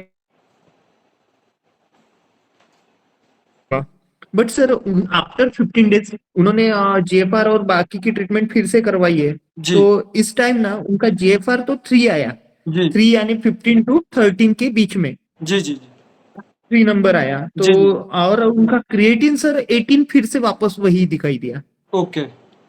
और डायलिसिस और चल रहा है यूरिक उनका? Acid similar. हाँ डायलिसिस चल रहा है डायलिसिस। उनका? हाँ हाँ हाँ हफ्ते में 2 बार डायलिसिस चालू है, कंटिन्यू है। ट्रीटमेंट बहुत प्रॉपर ले रहे हैं। 26 ईयर एज है। जी। और जब हमारा 26 ट्रीटमेंट ईयर्स। चला था तो उस समय भी डायलिसिस वैसे ही चलता रहा? हाँ सेम सेम सेम अब देखिए ऐसा है डायलिसिस। कि डायलिसिस करवाने से पहले उनको कुछ सिम्टम महसूस होते होंगे अपने आप में, तभी उन्हें लगता है कि डायलिसिस करवाना है ना। तो जो जब हमारा और ट्रीटमेंट चला उनको तो उस कंपल समय उन सिम्टम्स में कोई कमी आई देखने को मिली आपको? उनको सर एक्चुअली उनको ना कंफर्म कंफर्म 2 बार डायलिसिस बताया गया है हफ्ते में। जी तो जी वो कंटिन्यू कर रहे थे और उनका बताया गया था कि अगर क्रिएटिन 6 आता है आपका या 6 जी से जी नीचे आता है तो आपके डायलिसिस कम करे जाएंगे। जी जी जी तो उसमें उसे जो फील हुआ था आफ्टर ट्रीटमेंट जी विद इन 1 मंथ, जी तो उनका जो फीलिंग था वो बेटर था पहले जी से। जी जी जी जब उनका क्रिएटिन बाद में आफ्टर 1 मंथ मैंने फिर से चेकअप करवाया तो 10th आया। जी तो जी उनका फीलिंग बेटर था, डाइजेशन प्रॉब्लम सॉल्व हो चुकी थी काफी हद तक। जी थोड़ा सा एसिडिक बॉडी थी जी जी because of dialysis and all, but जी जी बहुत काफी हद तक उनको रिलीफ मिल चुका था, लेकिन ये रिलीफ मिलने के बावजूद उनका ये रिपोर्ट बाद में आफ्टर 15 डेज जब मैंने जीएफआर की टेस्ट करवाई उनसे, किडनी फंक्शन कितनी एक्टिव है ये टेस्ट करवाई, तो रिपोर्ट ऐसे आए। जी तो ये क्या क्यों हो सकता है सर, और ये सर पॉसिबल हो सकता है? बिल्कुल। अब आप पहले एक और चीज का मुझे कंफर्म कीजिए, क्या उनके जो सिम्टम है जैसे डाइजेशन के जो सिम्टम है वो भी दोबारा खराब हो गए हैं या वो वही बने रहे हैं अभी? नहीं, सही वो वही बने थे सर, वो जैसे मतलब जो सही। उनको बेनिफिट्स मिले थे जी वो जी। सिमिलर थे, अभी भी वैसे ही कंटिन्यू है। अब पता क्या सर, इसमें एक जो चीज है ना वो यही है कि इनके हमें डायलिसिस को अब कम करवाना चाहिए, ठीक है। मान लीजिए वीक में हम एक डायलिसिस करवाना स्टार्ट कर दें, क्योंकि कहीं ना कहीं पे बॉडी के ऊपर भी तो स्ट्रेन बन रहा है ना, उसकी वजह से बार बार किडनी के ऊपर स्ट्रेन जा रहा है, तो उसकी वजह से जो हमारी इंप्रूवमेंट है वो एक जगह पे आके अटक गई है ना। अब ऐसा है ना ओके सर, आपके पास आने से पहले कितने समय से वो डायलिसिस करवा रहे थे? सर, उनका तो काफी मतलब 3-4 साल हो गए जी। उनका कंटिन्यूअसली डायलिसिस चालू है। 15-18 ही रहता था, है ना? 18 के ऊपर रहता था, 18 या 16, 17, 18 ऐसा रहता था। इस बार अब फर्स्ट टाइम ऐसा हुआ कि 10th जी, तक आ गया था। तो अब इसमें वो ये डिनाई नहीं कर सकते कि इसमें हमारी मेडिसिन का कोई रोल नहीं है, जबकि इसमें ये ऑब्वियसली। हमारी मेडिसिन के रोल की वजह से ही वो चीजें इनको अपने आप में इम्प्रूवमेंट आई है ना। पर ओके, वहीं राइट। पे वहीं पे क्या है कि वो दूसरी उसमें भी इन्फ्लुएंस्ड है ना, दूसरी चीज पे भी इन्फ्लुएंस्ड है, जो दूसरा सिस्टम है। अब वो सिस्टम से और वो सर, उसको एलोपैथिक कोई ट्रीटमेंट वो ले नहीं रहे, सिर्फ डायलिसिस चालू सर है। और आखिर जिस सर वीक उन्होंने, मेन हाँ, जिस वीक चीज तो उन्होंने वही है। किया था ना सर, जी जी जी जी।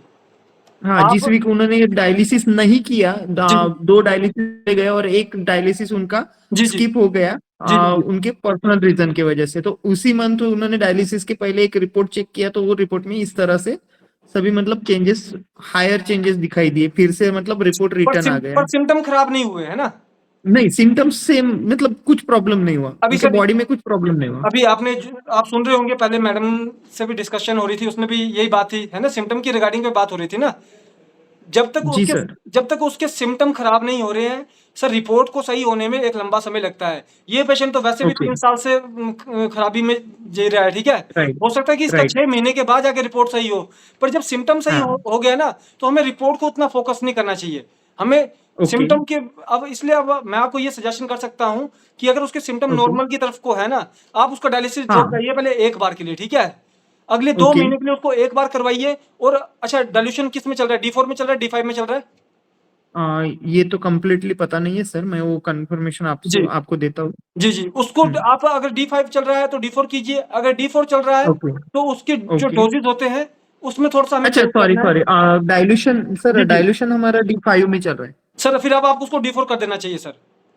ओके, तो जी D4 डाइल्यूशन कर दूं, और जी जी। उसमें एक दवाई या कुछ चेंजेस, नहीं, मतलब कोई मेडिसिन देखिए, इसी इसेंस फॉर्मूला चेंजेस? ने उसको बेनिफिट किया है, यही फॉर्मूला आगे हम्म, चल के इसको कंक्लूजन तक लेके जाएगा।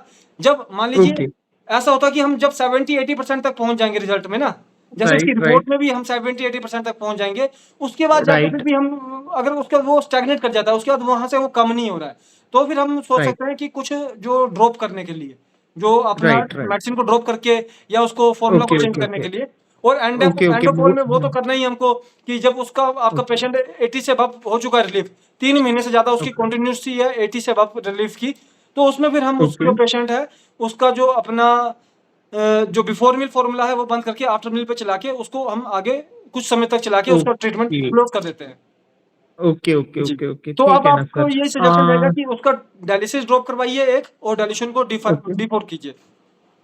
ओके, और डाइल्यूशन आपको तो कहीं पे भी लगता सर, है कि इसमें हाँ, कोई हाँ, चीज चेंजेस आती है तो आप उसी समय एक बार मेरे से जरूर बात कीजिएगा। हल्का सा डोज को बिल्कुल, चेंज बिल्कुल। करते ही हम उसके किसी भी इमरजेंसी को जो है कंट्रोल कर सकते हैं, ये हमको मालूम है सर। ओके। जी। सेकंड पार्ट ऐसा सर कि स्किन में जो भी प्रॉब्लम्स होती है। हेलो। मुझे सर 1 मिनट रुकिए, बस इनको अपना क्वेरी कंप्लीट करने दीजिए, अगले आप पे आएंगे। जी रुपेश सर बोलिए।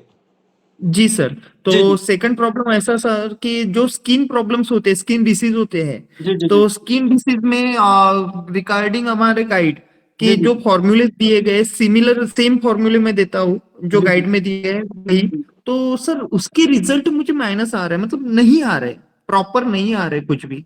ओके।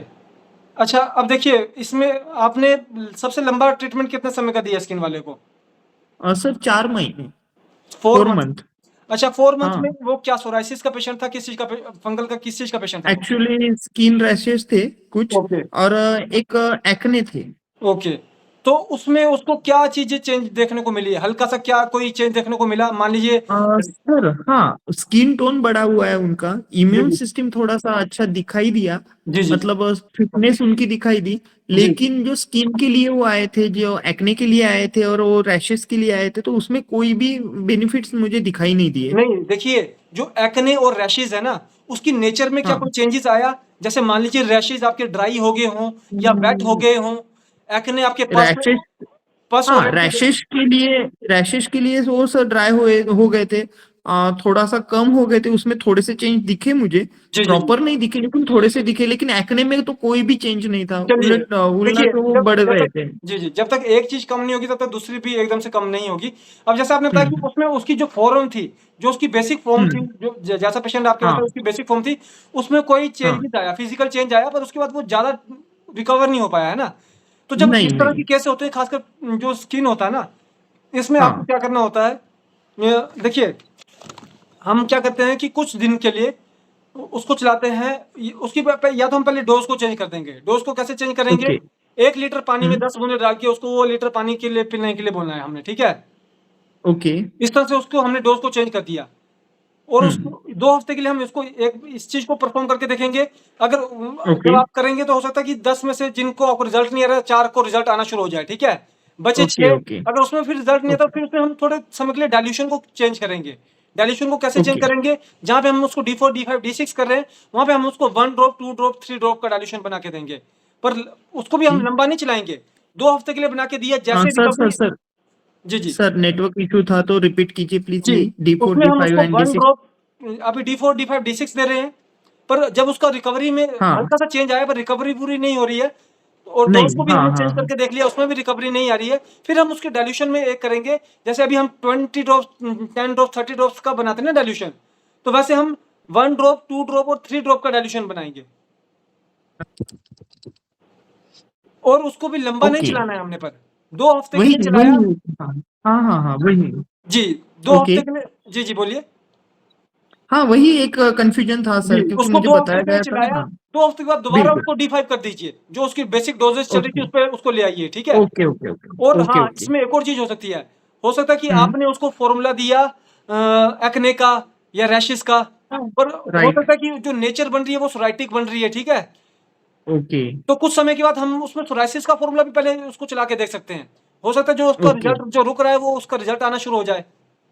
ओके ओके जी, तो ओके। ये सारी चीज़ें होती हैं, इसलिए सर आपको मैंने पहले भी यस बताया, इन्हीं चीज़ों को तो हमको कन्फ्यूज़न को दूर करना होता है और ये कन्फ्यूज़न यस कब दूर यस यस, होगी, जब आप और हम मिलके इस पे थोड़ा-सा वर्क करेंगे सर। ऑब्वियसली जी, जी। ऑब्वियसली। तो इसलिए thank you sir. Regular discussion में रहें और कोई भी आपको बिल्कुल बिल्कुल। कन्फ्यूज़न बनेगी या कोई भी कॉम्प्लिकेशन आएगी, उसको उतना ही जल्दी उसको जो है रिज़ॉल्व कर दिया जाता है।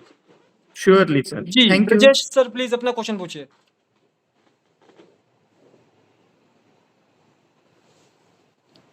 सर माइक ऑन कर लीजिए। जी, जी। जी हेलो सर। जी, नमस्कार जी सर, प्लीज़। जी नमस्कार सर। जी मैं ब्रजेश कुमार, जी, लकवा अस्पताल देव।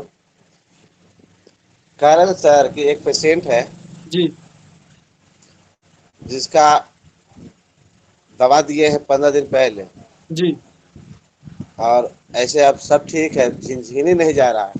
जी, जी, जी, तो झिनझिनी के लिए हमने A1, S1, L1, जी, S10W दिए। ओके। अच्छा मुझे पहले ये बताइए कि पेशेंट किस चीज़ का पेशेंट है? बीमारी क्या है पेशेंट की? और झिनझिनी हो जाता है सर पैर में, बैठने के बाद में सुनापन हो जाता है। जी, ठीक है। तो आपने पहले उसको कौन-सा फ़ॉर्मूला चलाया? पहले S1 A3 दिए थे, S1 जी, L1 जी, और S1 L1 और A1 जी, तीनों का कॉम्बिनेशन एक में दिए हुए, जी, जी, जी। और S10W चलाए थे। ओके और फिर उसके बाद उसमें उनको कोई भी अपने आप में कोई चेंज ज़रा भी देखने को नहीं मिला? जी हल्का मिला। हल्का मिला, ओके। फिर आपने फ़ॉर्मूला को भी चेंज किया, है ना? जी जी। अभी रु 1 सेकंड में आपको इसी चीज़ पे थोड़ा-सा एक थोड़ा बता देता हूँ मैं। ये आपका जी होता है उम,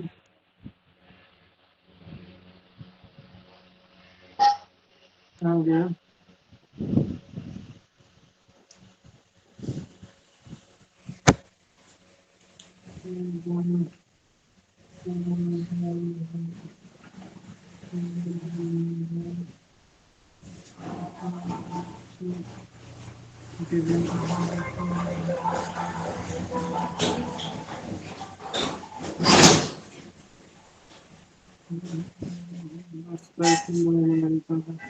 अच्छा सर, इसमें आपका ना अ, हमारे जी 2 फ़ॉर्मूले हम जो यूज़ करते हैं, जी। एक है S5WE F1YE, एक है एस फाइव S5RE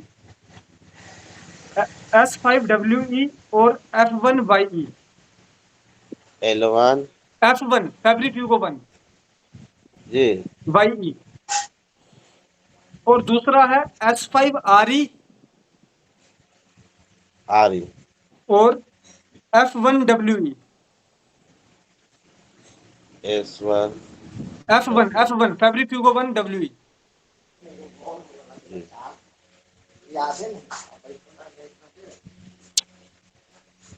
पहला और क्या बोले सर? S5 सर फर्स्ट है S5RE। S5 RE जी, जी। और सेकंड फ़ॉर्मूला है उसमें F1WE, है ना? ये F1 2 W फ़ॉर्मूले बताए मैंने आपको, ठीक है? ये अलग-अलग हैं। जी इसके आप रोटेशन पे कर सकते हैं। उसके अलावा आपका टिंगलिंग सेंसेशन कहाँ गया? टिंगलिंग सेंसेशन ये था इसमें ना।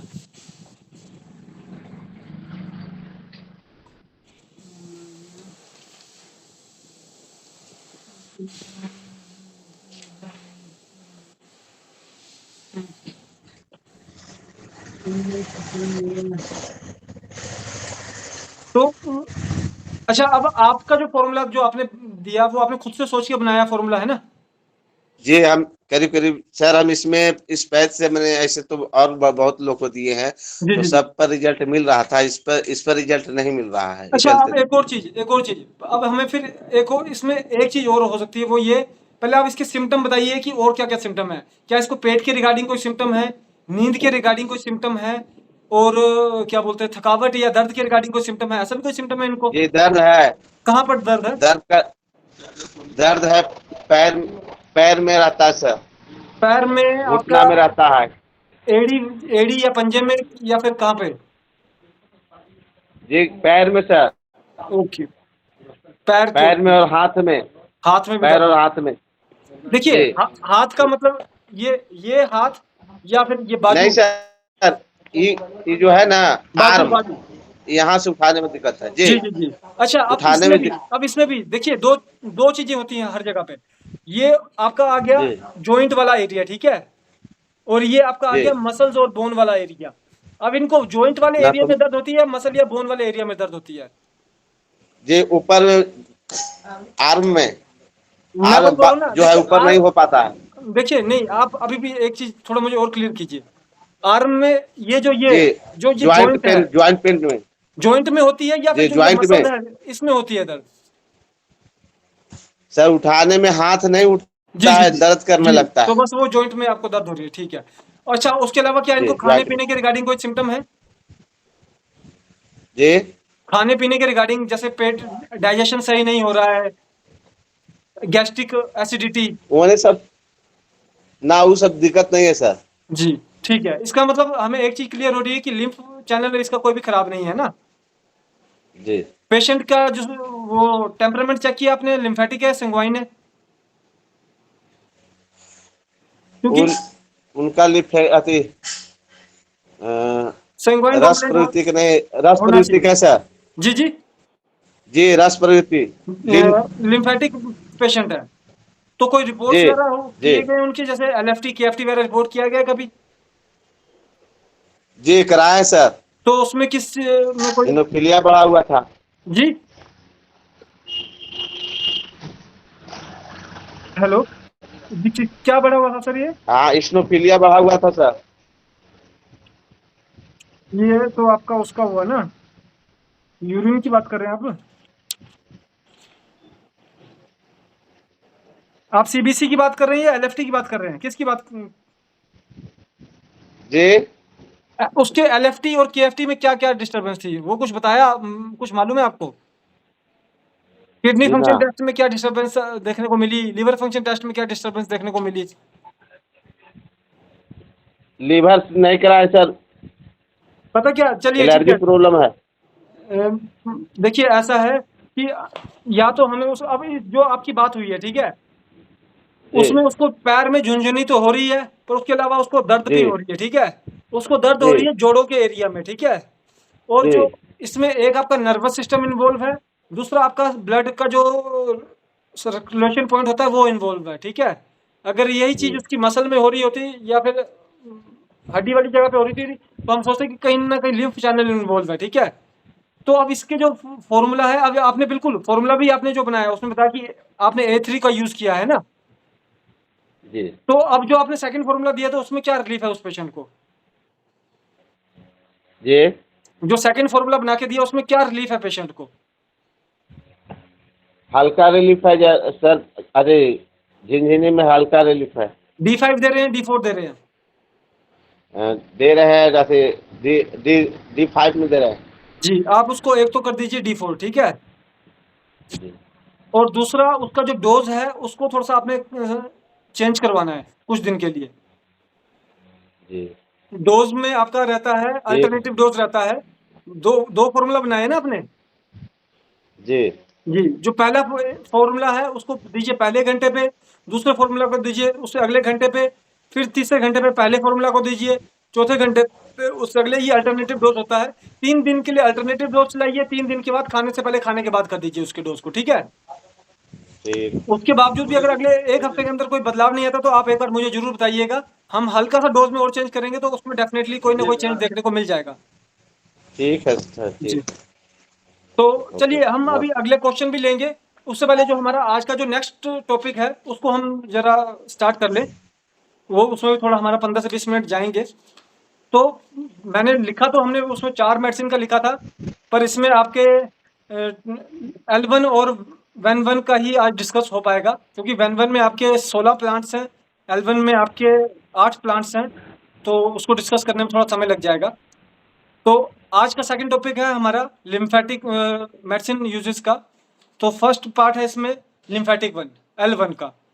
L1 में हमारा जो वर्क करता है, जो प्लांट्स हैं उसका पहले मैं आपको बता देता हूँ। इसमें आपके टोटल 1 2 3 4 5 6 7 8 प्लांट्स हैं। ये 8 में से भी जो आपके अदर रेमेडीज में यूज हुए हैं वो 2 प्लांट हैं, जिसमें से एक आपका S10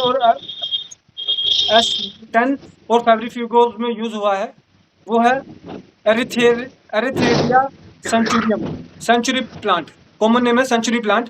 इसके पहले आपको बता दिया गया है। अब मैं आपको जो इसका यूनिक प्लांट है उसके बारे में ही बताऊंगा।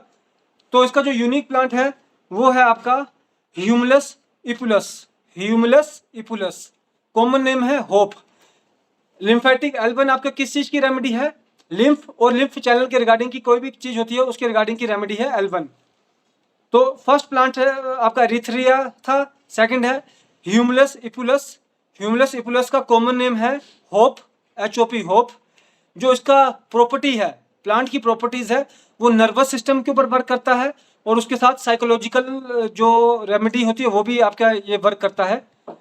लिम्फ में आपको कोई डिस्टर्बेंस देखने को मिलेगी तो आपको नर्वस सिस्टम के ऊपर भी प्रभाव देखने को मिल सकता है, नसों के एंटेना, इस तरह के प्रभाव देखने को मिल सकते हैं। तो इसलिए इसमें आपका जो प्लांट डला है इसमें नर्वस सिस्टम का रेमेडी भी है।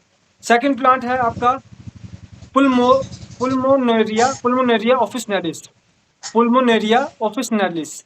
कॉमन नेम है लंग वॉट, लंग वॉट। तो जो पुल्मोनेरिया ऑफिसनेलिस है इसका जो प्रॉपर्टीज है, एक तो ये आपका जो फिजिकल प्रॉपर्टीज में ये आपके इंटरनल वुंड और एक्सटर्नल वुंड को हील करने में हेल्प करता है, और उसके अलावा जो ऑर्गन सिस्टम पे ये वर्क करता है वो आपका गैस्ट्रोइंटेस्टाइनल ट्रैक पे भी पूरा वर्क करता है। उसके अलावा रेस्पिरेटरी ट्रैक पे भी वर्क करता है, और यूरिनरी ट्रैक के ऊपर भी इसका वर्क होता है। इस प्लांट के ये प्रॉपर्टीज हैं। मैं उम्मीद करता हूँ आप इसको राइट डाउन करते रहेंगे। एंड ऑफ ऑल में जो L1 है ये आपका प्योरली लिम्फ चैनल के ऊपर वर्क करता है। उसके बाद जो आपका थर्ड यूनिक प्लांट है वो है मिनेथेस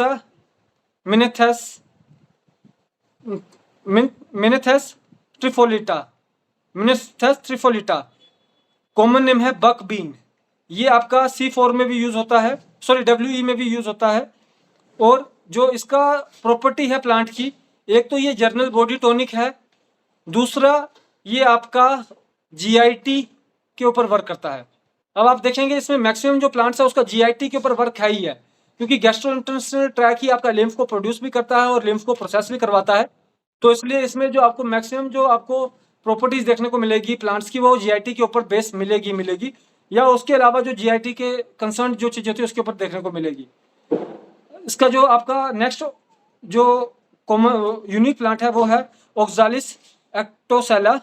ओक्सालिस एक्टोसेला, कॉमन नेम है शीप्स सोरेल। ये प्लांट भी आपको जब आप चंबा आते हैं तो आपको जो नवंबर मंथ का जो प्रोग्राम होता है उसके अंदर आपको ये प्लांट देखने को जरूर मिलता है, ओक्सालिस एक्टोसेला शीप्स सोरेल।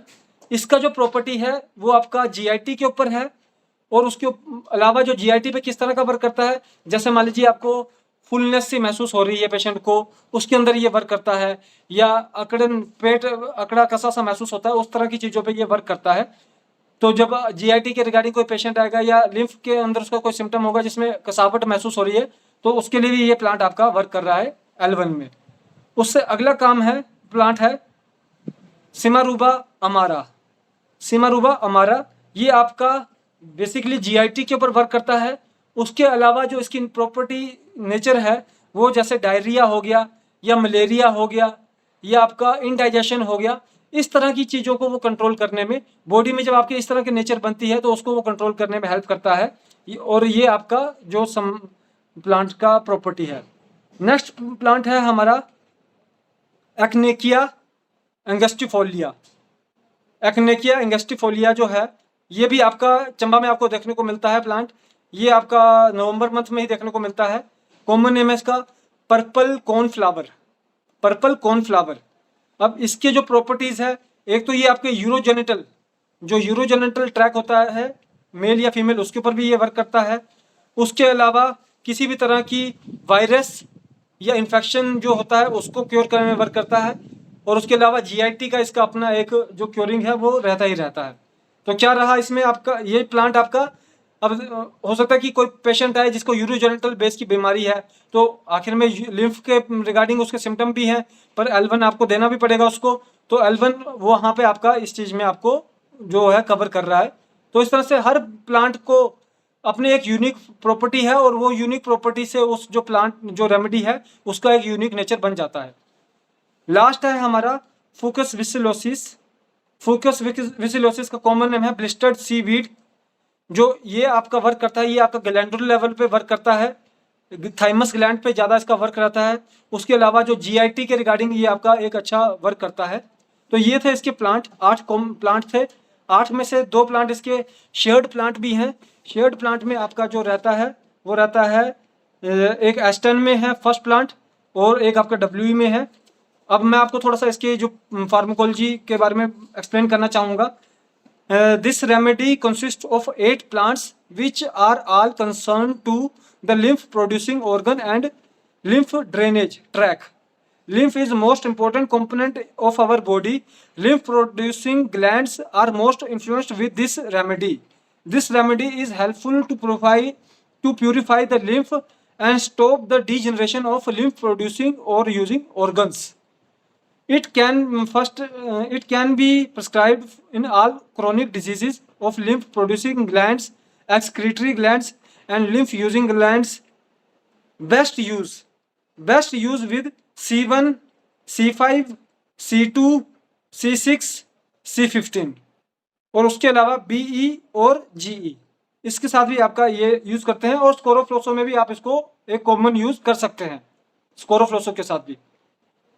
क्योंकि देखिए आपका L1 हो गया ए, और एंजेटिको हो गया, और वेनेरियो हो गया, ये आपका जो आपका टेम्परामेंट रेमेडीज भी है। उसके अलावा कॉन्स्टिट्यूशनल और सिस्टमिक रेमेडीज के अंदर भी इनका रोल रहता है। इसलिए इनको आप स्कोरोफ्लोसो के साथ भी यूज कर सकते हैं और कैंसरोसो के साथ भी यूज कर सकते हैं। लास्ट में एक नोट है इसके लिए, to specify the remedy to create equilibrium position with respect to the blood. जो L1 का रोल होता है वो आपका जो ब्लड और लिम्फ जो होता है उसके इक्विलिब्रियम को मेंटेन करने के लिए आपका L1 का रोल रहता है। अब नेक्स्ट है हमारा आज का जो टॉपिक है वो है वेनेरियो 1। एक तो ये आपकी हेरिडिटिक रेमेडी होती है, दूसरा कॉन्स्टिट्यूशनल रेमेडी है।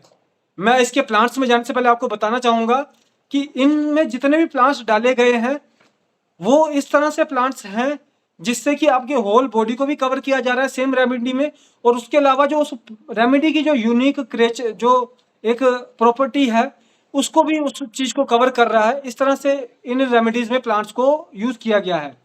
तो इसी के साथ मैं वेनेरियो 1 के जो प्लांट्स है उसको स्टार्ट करूंगा। First of all this is constitutional and hereditary remedy.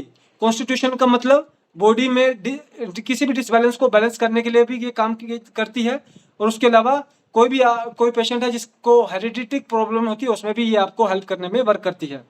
तो इसमें टोटल आपके 16 प्लांट है। 16 प्लांट में जो 16 प्लांट में आपके कुछ प्लांट ऐसे हैं जो औरों के साथ भी यूज किए गए हैं, बाकी आपके जो यूनिक प्लांट हैं वो मैक्सिमम इसमें यूनिक प्लांट्स हैं। फर्स्ट है आपका एल्थिया ऑफिसनेलिस।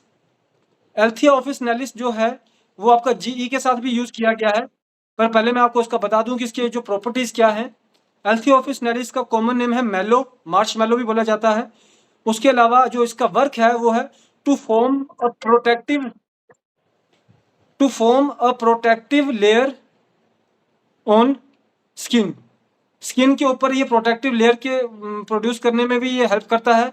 उसके अलावा सेकंड जो इसका रोल है वो आपका जो ऑर्गन होता है, डाइजेस्टिव ट्रैक होता है, उसके अंदर की जो प्रोटेक्टिव लेयर होते हैं उसको मेंटेन और क्रिएट करने में भी ये हेल्प करता है।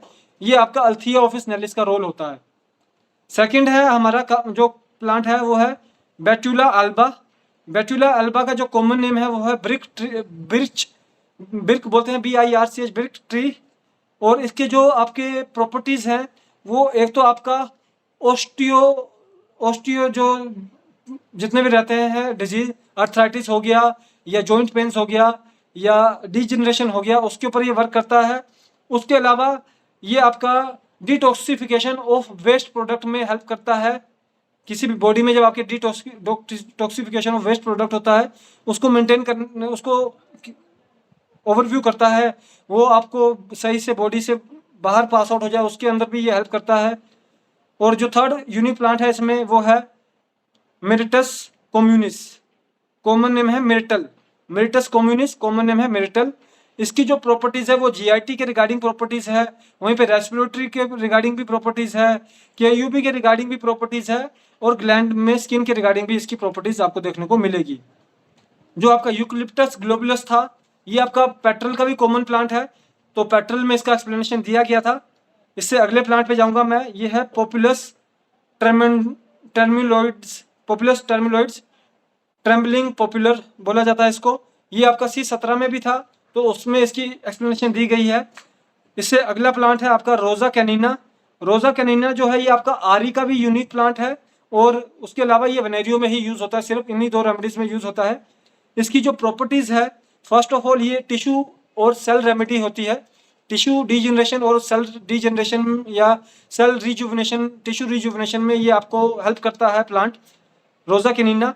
उसके अलावा ये आपका किसी भी ऑर्थोपेडिक डिजीज, जैसे कि जॉइंट्स के रिगार्डिंग कोई भी डिजीज होती है या नर्वस के रिगार्डिंग कोई डिजीज होती है, उसमें भी ये आपको इम्प्रूवमेंट लाने में हेल्प करता है। ये आपका रोजा कैनिना का प्रॉपर्टी है। उसके अलावा जो नेक्स्ट प्लांट है वो है सोलानम डुलकामारा बिटर स्वीट, कॉमन नाम है बिटर स्वीट। ये इसके जो प्रॉपर्टीज़ हैं वो है एंटी इन्फ्लामेशन, एंटी ट्यूमरस, और उसके अलावा जो इसका जो मेन स्फीयर ऑफ एक्शन है वो आपका रेस्पिरेटरी ट्रैक में और कार्डियल जो कोई भी आपके डिसबैलेंस हो उसके अंदर ये आपको हेल्प करने में वर्क करता है। उससे अगला है आपका जो प्लांट है वो है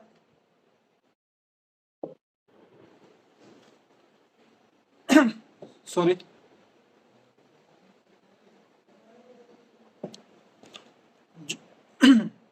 रोजा कैनिना, सोलानम भी हो गया। अब ये आपका यूनिक, अगला भी ये यूनिक प्लांट है। ये है आपका स्टेफेंशिया एलोगेंटा। स्टेफेंशिया एलोगेंटा कॉमन नेम है मेटिको प्लांट। मेटिको प्लांट जो है ये आपका एंटी माइक्रोबियल होता है, और मेन जो इसकी प्रॉपर्टी है, एक्सटर्नल प्रॉपर्टी इसकी काफ़ी है, पर इंटरनल में किसी भी तरह की माइक्रोबियल एक्टिविटी को कंट्रोल करने में ये आपका वर्क करता है। और जब आप पाएंगे हेरिडिटिक जो आपका डिजीज़ होता है वो maximum time transfer of microbes की वजह से ही वो आपका हेरिडिटिक डिजीज़ होता है। तो इसलिए ये एक पर्टिकुलर प्लांट जिसका प्योरली नेचर ही एंटी माइक्रोबियल एक्टिविटी है, वो भी इस जो आपकी हेरिडिटिक रेमेडी है उसके अंदर ये प्लांट पाया जा रहा है आपका। इससे अगला है आपका टीलिया यूरोपिया। टीलिया यूरोपिया का कॉमन नेम है लाइम ट्री और लिंडन।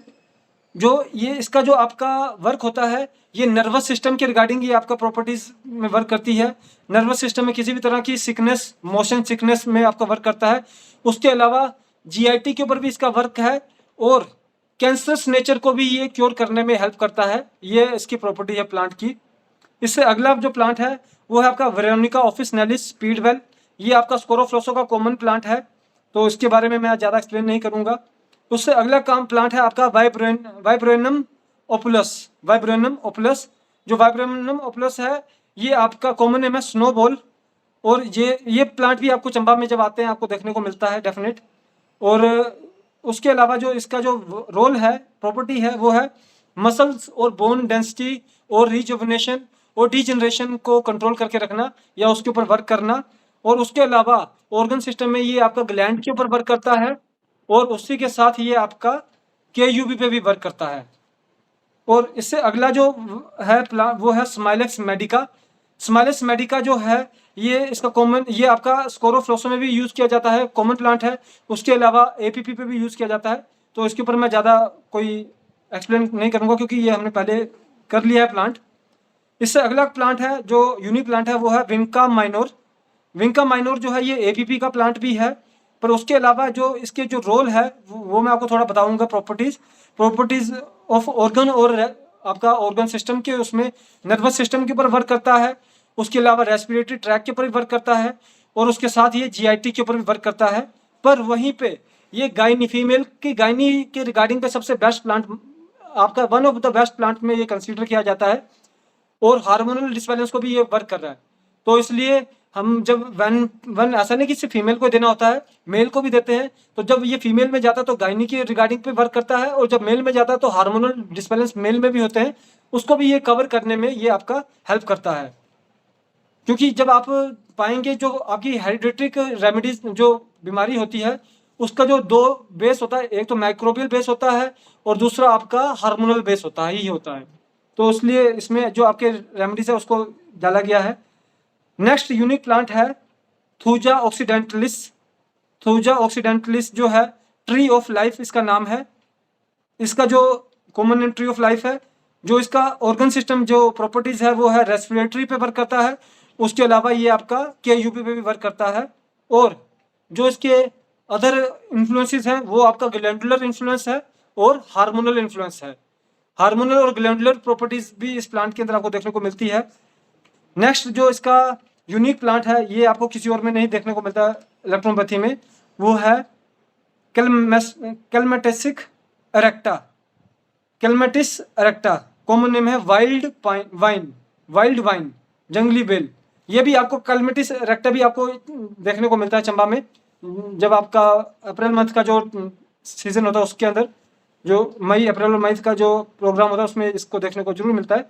इसका जो आपका यूज़ है वो है यूरोजेंटल, मेल और फीमेल यूरोजेंटल के लिए ये आपकी यूनिवर्सल एक रेमेडी है, और सिस्टम भी इसको यूज़ करते हैं।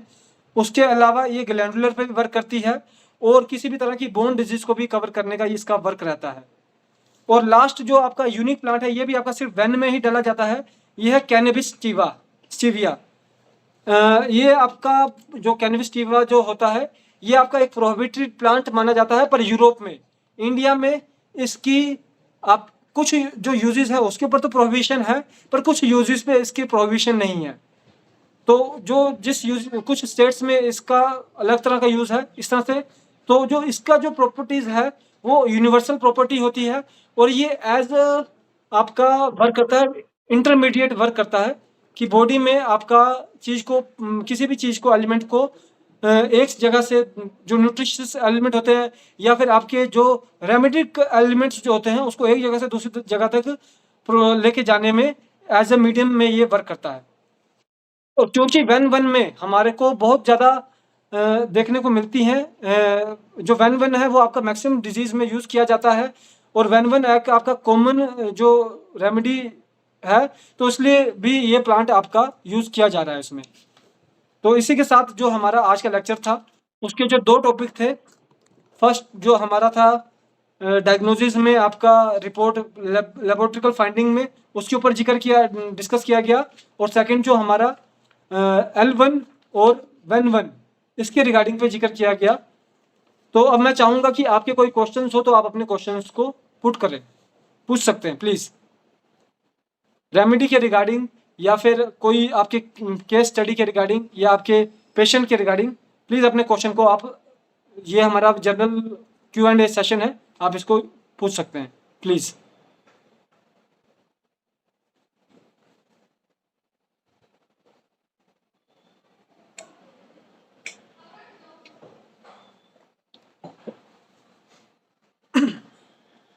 जी प्लीज बोलिए सर। साहब हम तो local hello sir. Dharmendra sir 1 minute रुकिए, ब्रजेश सर क्वेश्चन कर रहे हैं, प्लीज सर ब्रजेश सर बोलिए। कह रहे हैं सर स्कॉर्पियन, जैसे स्कॉर्पियन के लिए क्या है सर? किस चीज के लिए सर? बिच्छू डंग। बिच्छू डंग आपको ये हमारा इसमें फॉर्मूला मिल जाएगा बुक में। पॉइजन, किसी भी तरह का जो पॉइजन होता है उसके रिगार्डिंग पे है, फिर भी मैं आपको एक बार बता देता हूँ। ये आपका कहाँ था?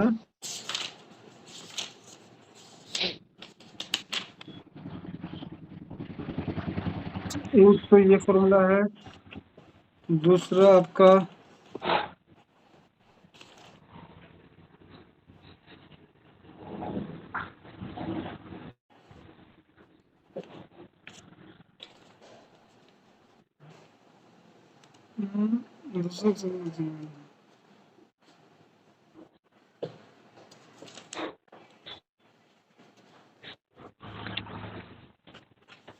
जी सर, इसमें जो हमारे 2 जो मेन फॉर्मूला है, एक है आपका जो बुक में जो है वो है इंसेक्ट बाइट के नाम से लिखा गया है किसी भी तरह के, उसमें है S1RE C5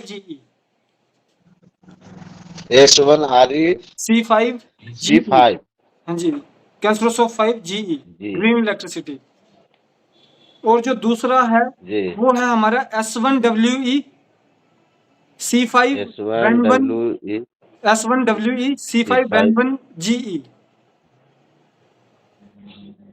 अगर तो जो S1W C5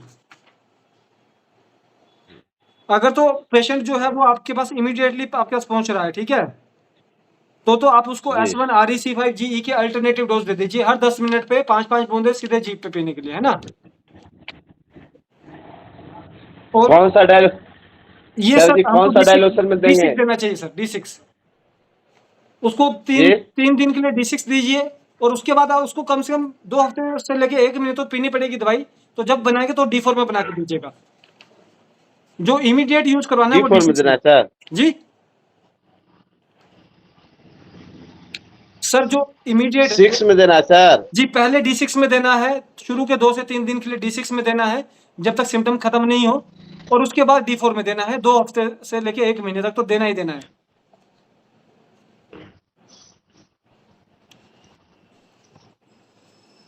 और वहीं पे अगर मान लीजिए आपका ये कुछ दिन के बाद आता है आपके पास पेशेंट कि उसने कोई इलाज तो करवा लिया था पर अब पूरी तरह से कंट्रोल नहीं आ रहा है, तो उसमें फिर आपका जो दूसरा फॉर्मूला बताया गया S1WE C5N1GE, इसको आप दे सकते हैं। ओके सर जी। किन्हीं डॉक्टर्स का और कोई क्वेश्चन? धर्मेंद्र सर कुछ क्वेश्चन पूछ रहे थे, प्लीज बताइए। सर मेरा निवेदन यह है कि आप फास्ट स्पीड से पढ़ा रहे हैं, इतना हम कैच नहीं कर पा रहे। जी जी या तो पहले जितनी आप फास्ट स्पीड से पढ़ा रहे हो ना, जी जी जी जी उतना हम कैच नहीं कर पा रहे। सर या पता तो क्या, पहले से जी, आपने पहले भी बताया बोला था ये ना। पता क्या, देखिए सर, अभी मैंने सिर्फ आपको अभी फिजिकल प्रॉपर्टीज के बारे में डिस्कशन हो रही है, ठीक है, जो प्लांट बेस्ड प्रॉपर्टीज के बारे में डिस्कशन हो रही है। और अभी इन लेक्चर्स का हमारा मोटिव है, एक हमारी कनेक्टिविटी रेगुलर बन जाए, ऊपर से तो जो बेसिक इन्फॉर्मेशन है उसको भी कवर किया जाए। जो एक्सपर्ट लेवल की जो डिस्कशन होगा उसमें मैं सिर्फ अकेला मैं नहीं किया करूँगा। मान लीजिए S1 के क्या रोल्स हैं, हमारे जो एक्सपर्ट डॉक्टर्स हैं कैसे उसने कैंसर के अंदर S1 को यूज़ किया, कैसे उसने गायनी के अंदर S1 को यूज़ किया, तो वो वाले लेक्चर्स भी जब एक बार हमारा ये पूरा प्रोटोकॉल पूरा हो जाए तो वो लेक्चर्स को भी हम स्टार्ट करेंगे। बाकी अब जैसा आपका बोलना है, मैंने सिर्फ और सिर्फ प्लांट्स को ही डिस्क्राइब किया है।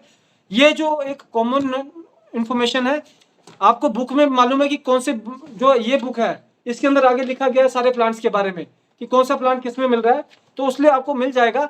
अगर आपको लगता है कि कहीं कुछ टेक्निकल आपको कंफ्यूजन बन रही है तो वो आप मुझसे एक अभी पूछिए।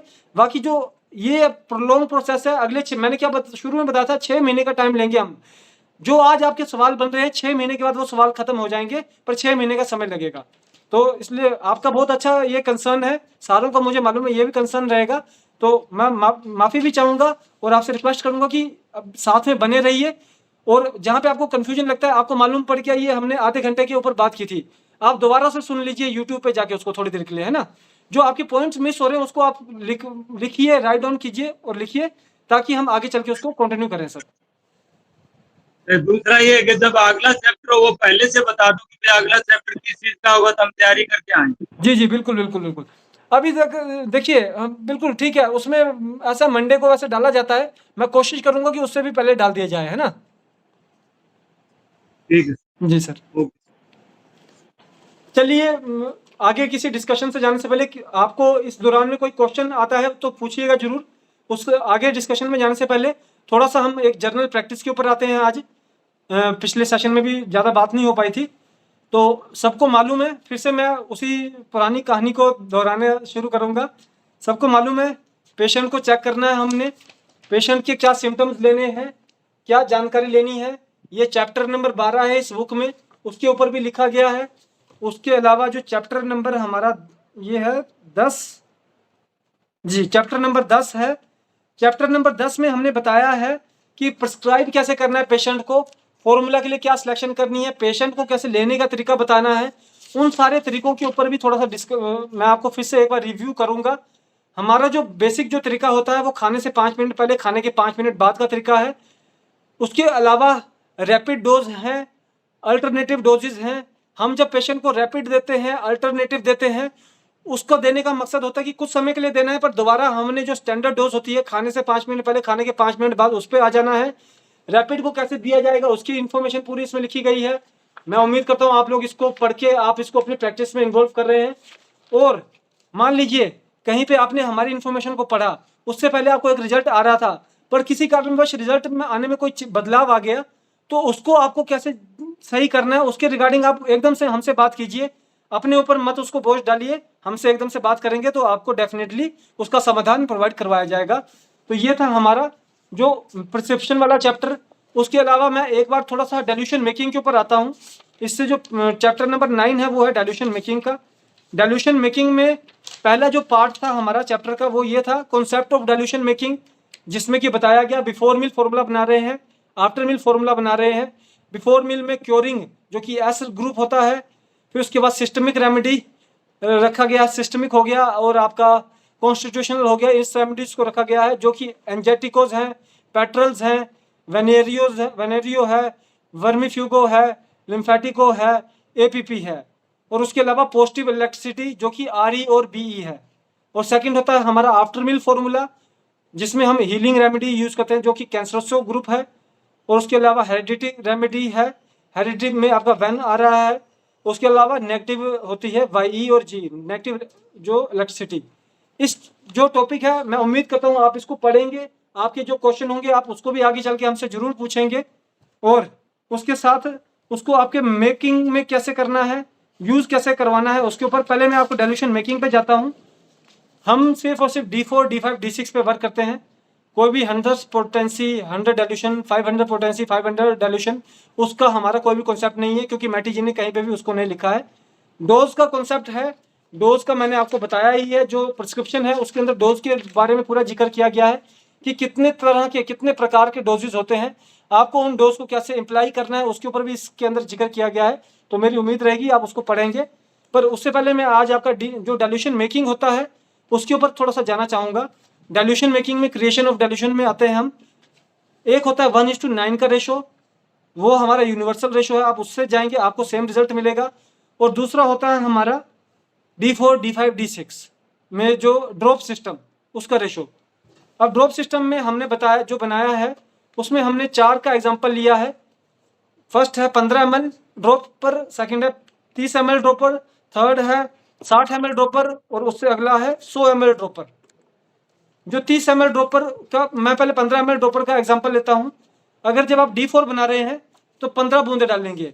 15 बूंदे सिर्फ सारी रेमेडीज की मिला के नहीं डालेंगे, 15 बूंदे हम हर एक रेमेडी की डालेंगे, तब वो आपका D4 बनेगा।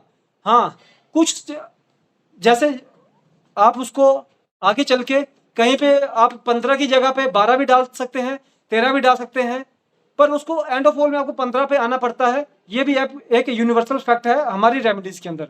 तो ये था 15 ml के कंटेनर में D4। 15 ml के कंटेनर में D5 कैसे बनेगा? 10 बूंदों से। 10 की जगह पे आप 8 कर सकते हैं, 9 कर सकते हैं, 7 नहीं करेंगे, 6 नहीं करेंगे। 15 ml के कंडीशन की बात कर रहा हूँ।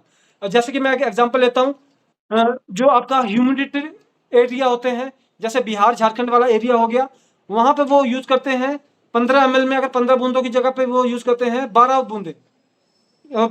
D5 में 10 की जगह यूज करते हैं 8 बूंदे। D6 में 5 की जगह यूज करते हैं 3 बूंदे 15 ml में। पर उसको वो करते हैं स्टार्टिंग में, उसके बाद उसको भी वो दोबारा जो बुक वाला जो मेन होता है फॉर्मूला, उसके ऊपर लेके आना पड़ता है, क्योंकि कुछ समय के बाद जो उनका जो रिजल्ट होता है वो उस तरह से ब्रेक डाउन होना शुरू हो जाता है, या स्टैग्नेशन बन जाती है, रुकावट आने शुरू हो जाती है। तो उसकी वजह से उनको दोबारा अपने जो प्रीवियस होता है उसके ऊपर आने की जरूरत पड़ जाती है। तो मैं आपको और बताना चाहूँगा,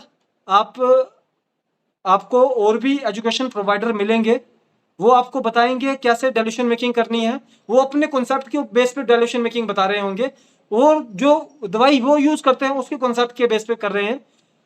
मैं ये क्लेम हम एज ए रविसन ये क्लेम कर सकते हैं कि हम मैटी जी के सिद्धांत की इलेक्ट्रो होम्योपैथी की दवाई बना रहे हैं। बड़ी बड़ी कंपनियां जो 2012 में बंद होगी, इंटरनेशनल कंपनियां होती थी जो बंद होगी, जो कि क्लेम करती है वो इलेक्ट्रो होम्योपैथी की दवाइयां बनाती हैं, वो क्यों बंद हुई? क्योंकि वो इलेक्ट्रो होम्योपैथी का सिद्धांत यूज नहीं करती थी, इसलिए वो बंद हुई हैं। इंटरनेशनल कोर्ट से उनमें वो केसेस हार के बंद हुई हैं। हम आज के समय पे हम भी उन्हीं सेगमेंट से निकले हुए हैं जहाँ पे वो इंटरनेशनल में, जहाँ पे वो बातें हुई थी। हमारे ऊपर क्यों कोई उस तरह का प्रभाव नहीं है? क्योंकि हम इलेक्ट्रो होम्योपैथी का कॉन्सेप्ट यूज करके कर रहे हैं। जो कंपनियां इलेक्ट्रो होम्योपैथी के नाम की दवाइयां बना रही थी पर इलेक्ट्रो होम्योपैथी का कॉन्सेप्ट नहीं यूज कर रही थी, वो खुद ब खुद समय रहते बंद हो गई। तो इसलिए जो पर्सन आपको 50 में डाइल्यूशन बता रहा है या 50 में पोटेंसी बता रहा है, वो इलेक्ट्रो कॉम्प्लेक्स पैथी के दवाई बता सकता है आपको, या इलेक्ट्रोपैथी की बता सकता है, पर वो इलेक्ट्रो होम्योपैथी की दवाई नहीं आपको बता रहा है। तो ये था, मैं आपको डाइल्यूशन के ऊपर जा रहा हूँ। इसलिए कई बार क्या होता है, हमारे जो यूजर्स होते हैं ना, उनको कन्फ्यूजन हो जाता है, और कन्फ्यूजन होता है उनको दूसरों की इन्फॉर्मेशन के। सर वो बोलते हैं कि सर वो तो बोलते हैं कि 1:47 भी बनाना है, 1:90 भी बना सकते हैं, 1:200 भी बना सकते हैं। हमको वो नहीं बनाना है। हमको सिर्फ और सिर्फ आपका जो डाइल्यूशन है, जो हमारी रेमेडी से अगर आप वर्क कर रहे हैं, तो उसमें आपको या तो 1:9 की रेशो से बनाइए, या फिर उसको आप ड्रॉप सिस्टम से बनाइए। तो मैं एक बार इसको एक्सप्लेन कर देता हूँ, और 1:9 का डिफरेंस भी आपको जरूर बताऊंगा मैं एक्सप्लेनेशन में। ये था हमारा 15 ml का। उसके अलावा 30 ml में जो D3, D4, D5, D6 होता है, 30 ml का कंटेनर आपका 2 हफ्ते की रेमेडी होता है पेशेंट के लिए। D4 बनाना है तो 30 बूंदे डालेंगे हर रेमेडी की, 20 बूंदों का 1 ml बनता है। ये आप जब मापेंगे आपको मालूम पड़ जाएगा। 30 बूंदे डालेंगे आपका हर रेमेडी की। 3 रेमेडी डाली है तो 90 बूंदे डाली है। 90 बूंदों का मतलब आपका 3 ml, 3 and 3.20 ml आपका रेमेडी मेडिसिन पूरी हुई 30 ml में। बाकी 27 ml पानी डल गया। 1:9 की रेशो से भी आपका 3 ml ही डलेगा, और 1:2 उसकी रेशो से भी आपका जो हमारी ड्रॉप सिस्टम है उससे भी आपका एंड ऑफ ऑल में 1:9 की रेशो ही सामने आती है। तो जो D4 बनाना है आपको 30 ml में, वो 30 ड्रॉप्स पर रेमेडी डलेगी। जो आपको D5 बनाना है वो 20 ड्रॉप्स पर रेमेडी डालेगी, और जो D6 बनाना है वो आपका 10 ड्रॉप्स। इसी तरह से 60 ml और 100 ml में जब आप D4 बनाते हैं, 60 में बनाएंगे तो 60 रेमेडी 60 ड्रॉप्स डलेंगी, 100 में बनाएंगे तो 100 ड्रॉप्स डलेंगी, D5 बनाएंगे 40 में बनाएंगे तो आपका 60 में बनाएंगे तो D5 के लिए 40 ड्रॉप्स डलेंगी, और 100 में बनाएंगे तो 66 ड्रॉप्स डलेंगी, और अगर आप 60 ml में D6 बनाते हैं तो 20 ड्रॉप्स डलेंगी, और अगर आप 100 ml में बनाते हैं D6 तो 33 ड्रॉप्स डलेंगी। ये हमारा एक बेसिक कॉन्सेप्ट है डाइल्यूशन मेकिंग का। इसी कॉन्सेप्ट पे हम वर्क कर रहे हैं। 1:9 के रेशो आप सबको मालूम है। आपने D4 D3 लिया, उससे आपने 30 ml में 3 ml D3 डाल दिया तो आपका जी 30 ml में आपने 3 ml डाला D3 तो आपका D4 बन जाएगा। फिर जो आपने D4 बनाया है उससे आपने 3 ml डाला 30 ml में, वो आपका D5 बन जाएगा। फिर जो आपने D5 बनाया उससे 3 ml डाला आपने, वो D6 बन जाएगा। पर आखिर में D4 आपने 30 ml का एक कंटेनर लिया, जो मेन रेमेडी ली D3 की, उससे आपके कितने D4 बने? 10 बार बने। अगर आपको पेशेंट को देना है तो उससे आपका 30 ml का यूज होगा। 30 ml डायरेक्ट D4 बना के देना पड़ेगा ना आपको, तो उसका आपके 10 बार D4 बनेगा पेशेंट को। पर वहीं पे अगर आप हमारे ड्रॉप सिस्टम से बनाएंगे 30 ml से, तो उससे आपका 30 बार D4 बनेगा ही बनेगा। 25 बार, 30 बार नहीं, 20 to 25 बार बनता है। एकदम से डबल और डबल से थोड़ा ज़्यादा रेशो आ गया ना, तो वो रेशो क्यों आया? वो ड्रॉप्स का जो वर्क होता है उसकी वजह से आता है। तो ये सारी प्रॉपर्टीज़ हैं, ये हमारे एक जर्नल एक्सपीरियंस की वजह से भी है। हमारे जो बड़े बड़े इंस्टीट्यूट्स हैं, जो हमारे एक्सपर्ट डॉक्टर्स हैं, वो भी ड्रॉप सिस्टम को यूज़ करते हैं। मैंने आपको एक इन्फॉर्मेशन और बोली, उस पर कन्फ्यूज नहीं होना। आपको पहली बार जो डाइल्यूशन बनाना है वो आपको इसी बेस पे बनाना है। अगर आप बिहार, झारखंड या ऐसी जगह के हैं जहाँ पे गर्मी तो होती है पर ह्यूमिडिटी भी होती है, वो मिडल वाली बेल्ट के हैं, तो वहाँ पे आपको कुछ समय के बाद अगर रिजल्ट नहीं मिलता है तो आपको ड्रॉप्स की जो क्वांटिटी है वो थोड़ी कम करनी होती है। पंजाब वालों की जो क्वांटिटी है वो अलग लेवल पे कम होती है, जो आपके हरियाणा वाले हैं उनकी क्वांटिटी अलग लेवल पे कम हो रही है। पर जब क्वांटिटी कम करने का जो हम दोबारा डाइल्यूशन पे आते हैं, वो जो बेसिक डाइल्यूशन है उस पर ऊपर हमें आना ही पड़ता है। तो इस चीज़ को ध्यान में रखते हुए हम आज का जो सेशन है उसको हम यहीं पे इंफॉर्मेशन को क्लोज करेंगे। एक मिनट सर, मेरा सवाल है सर। क्वेश्चन लिए जाएंगे। तो आपका आप जो भी क्वेश्चन है वो बारी बारी करके बोलते रहें। जी प्लीज पहले आप अपना क्वेश्चन रखिए। जी सर, पहले तो आपको राधे राधे। राधे राधे मैम, राधे राधे। जी सर, मेरा ये क्वेश्चन था कि जैसे अपने ड्रॉप सिस्टम भी देते हैं सबको D5 या D4 में जी, तो कभी कभी क्या आप जैसे हम सभी ड्रॉप्स को हाफ कप बॉटल्स में देते हैं जी। जैसे वैसे तो ये डाइल्यूट ही हो गया है, ड्रॉप हमने बना लिया, D4 D3 डाइल्यूशन बन ही गया है, तो डायरेक्ट देना है तो वो क्या किस डिसीज में जैसे ज्यादा इफेक्टिव होगा? आप D3 को डायरेक्ट देने की बात कर रहे हैं? नहीं मैं D4 D3 को डायरेक्ट देने की बात नहीं कर रही, मैंने D4 से D5 जैसे D4 डाइल्यूशन बना लिया है, 4-5 रेमेडी मिला के, जैसे मैंने ऑर्थराइटिस का ही बना लिया है, बिल्कुल है ना, L1B और वो सब मिला के बना लिया, तो बिफोर और आफ्टर मील है। तो मे बी इन केस कई बार पेशेंट की कंप्लेन होती है कि हम पानी हर जगह नहीं ले जा सकते, तो क्या हम डायरेक्टली ड्रॉप उसको बोल सकते हैं कि आप टंक पे ले लो? मैम पता क्या, अब देखिए मैटी जी ने खुद ये अपनी किताब में, अपने जो लिटरेचर उसमें इस चीज का जिक्र किया है कि पानी का यूज क्यों करना है, क्योंकि उनके समय में भी ये बात हुई थी कि डाइल्यूट तो पहले ही हो चुका पौधा, तो अब फिर पानी का यूज क्यों करना है। पानी का यूज इसलिए होता है क्योंकि अभी तक D3 तक वो दवाई की फॉर्म में ही है, जहां तक कि D4 में भी वो दवाई ही है, उसका जो नेचर है वो रेमेडी का नेचर है। पर जब वो पानी एक्स्ट्रा एक पानी के साथ मिलके जो कि फिर शरीर में जाता है, फिर वो पानी आपका जब बॉडी में ट्रैवल करता है तो उसकी वजह से वो दवाई आपकी बॉडी में ट्रैवल करती है।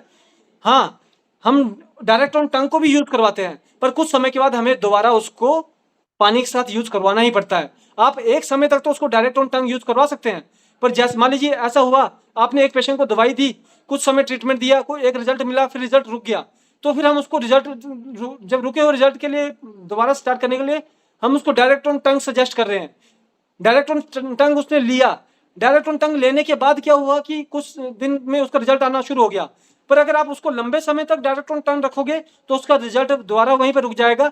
अगर आप उसको दोबारा पानी के साथ कर दोगे तो उसका जो, अब ऐसा हुआ 50% पर रिजल्ट रुक गया था, डायरेक्ट ऑन टंग पे किया 70% तक पहुंच गया, पर अगर आप उसको लंबे समय तक डायरेक्ट ऑन टंग रखोगे तो 70 ही रुक जाएगा, वो 100 नहीं होगा। पर कुछ समय के बाद, डायरेक्ट ऑन टंग करने के कुछ समय के बाद आप उसको पानी के साथ इस्तेमाल करवाओगे तो वो आपका 100% की तरफ को जाना स्टार्ट हो जाएगा। इसलिए पानी का अपना रोल है, पानी का यूज करना ही पड़ता है। कुछ समय डायरेक्ट ऑन टंग करवाइए, फिर दोबारा पानी में यूज करवाइए, क्योंकि बिना पानी के आपको जो है वो अच्छा एक एफिकेसी देखने को नहीं मिलती है। नहीं, वो तो मैं अपने उसके जी, लिए जी। पूछना चाह रही थी सर नहीं, नहीं, कि बिल्कुल, बिल्कुल, बिल्कुल मैम। यदि जैसे अपन D6 में या D5 में दे रहे हैं तो हाफ कप या 1 कप वाटर में दिए तो फिर डाइल्यूशन और बढ़ नहीं गया अपना? नहीं, नहीं मैम, देखिए, अच्छा आप अच्छा। मुझे, हमने क्या किया उसमें, क्या 3 रेमेडी से बन के एक डाइल्यूशन बना है, ठीक है? जी, और वो जी। डाइल्यूशन फिर आगे रेमेडी पूरी मेडिसिन बन के फिर पेशेंट के शरीर में जा रहा है। आप एक पेन किलर लीजिए, एलोपैथी की पेन किलर लीजिए, आप चाहे उसको डायरेक्ट निगल जाइए, चाहे आप उसको चूर-चूर के निगल जाइए, चाहे आप उसको पानी में घोल के निगल जाइए, है ना? हाँ, आखिर में जी। दवाई तो है ना। जी Juneja sir please.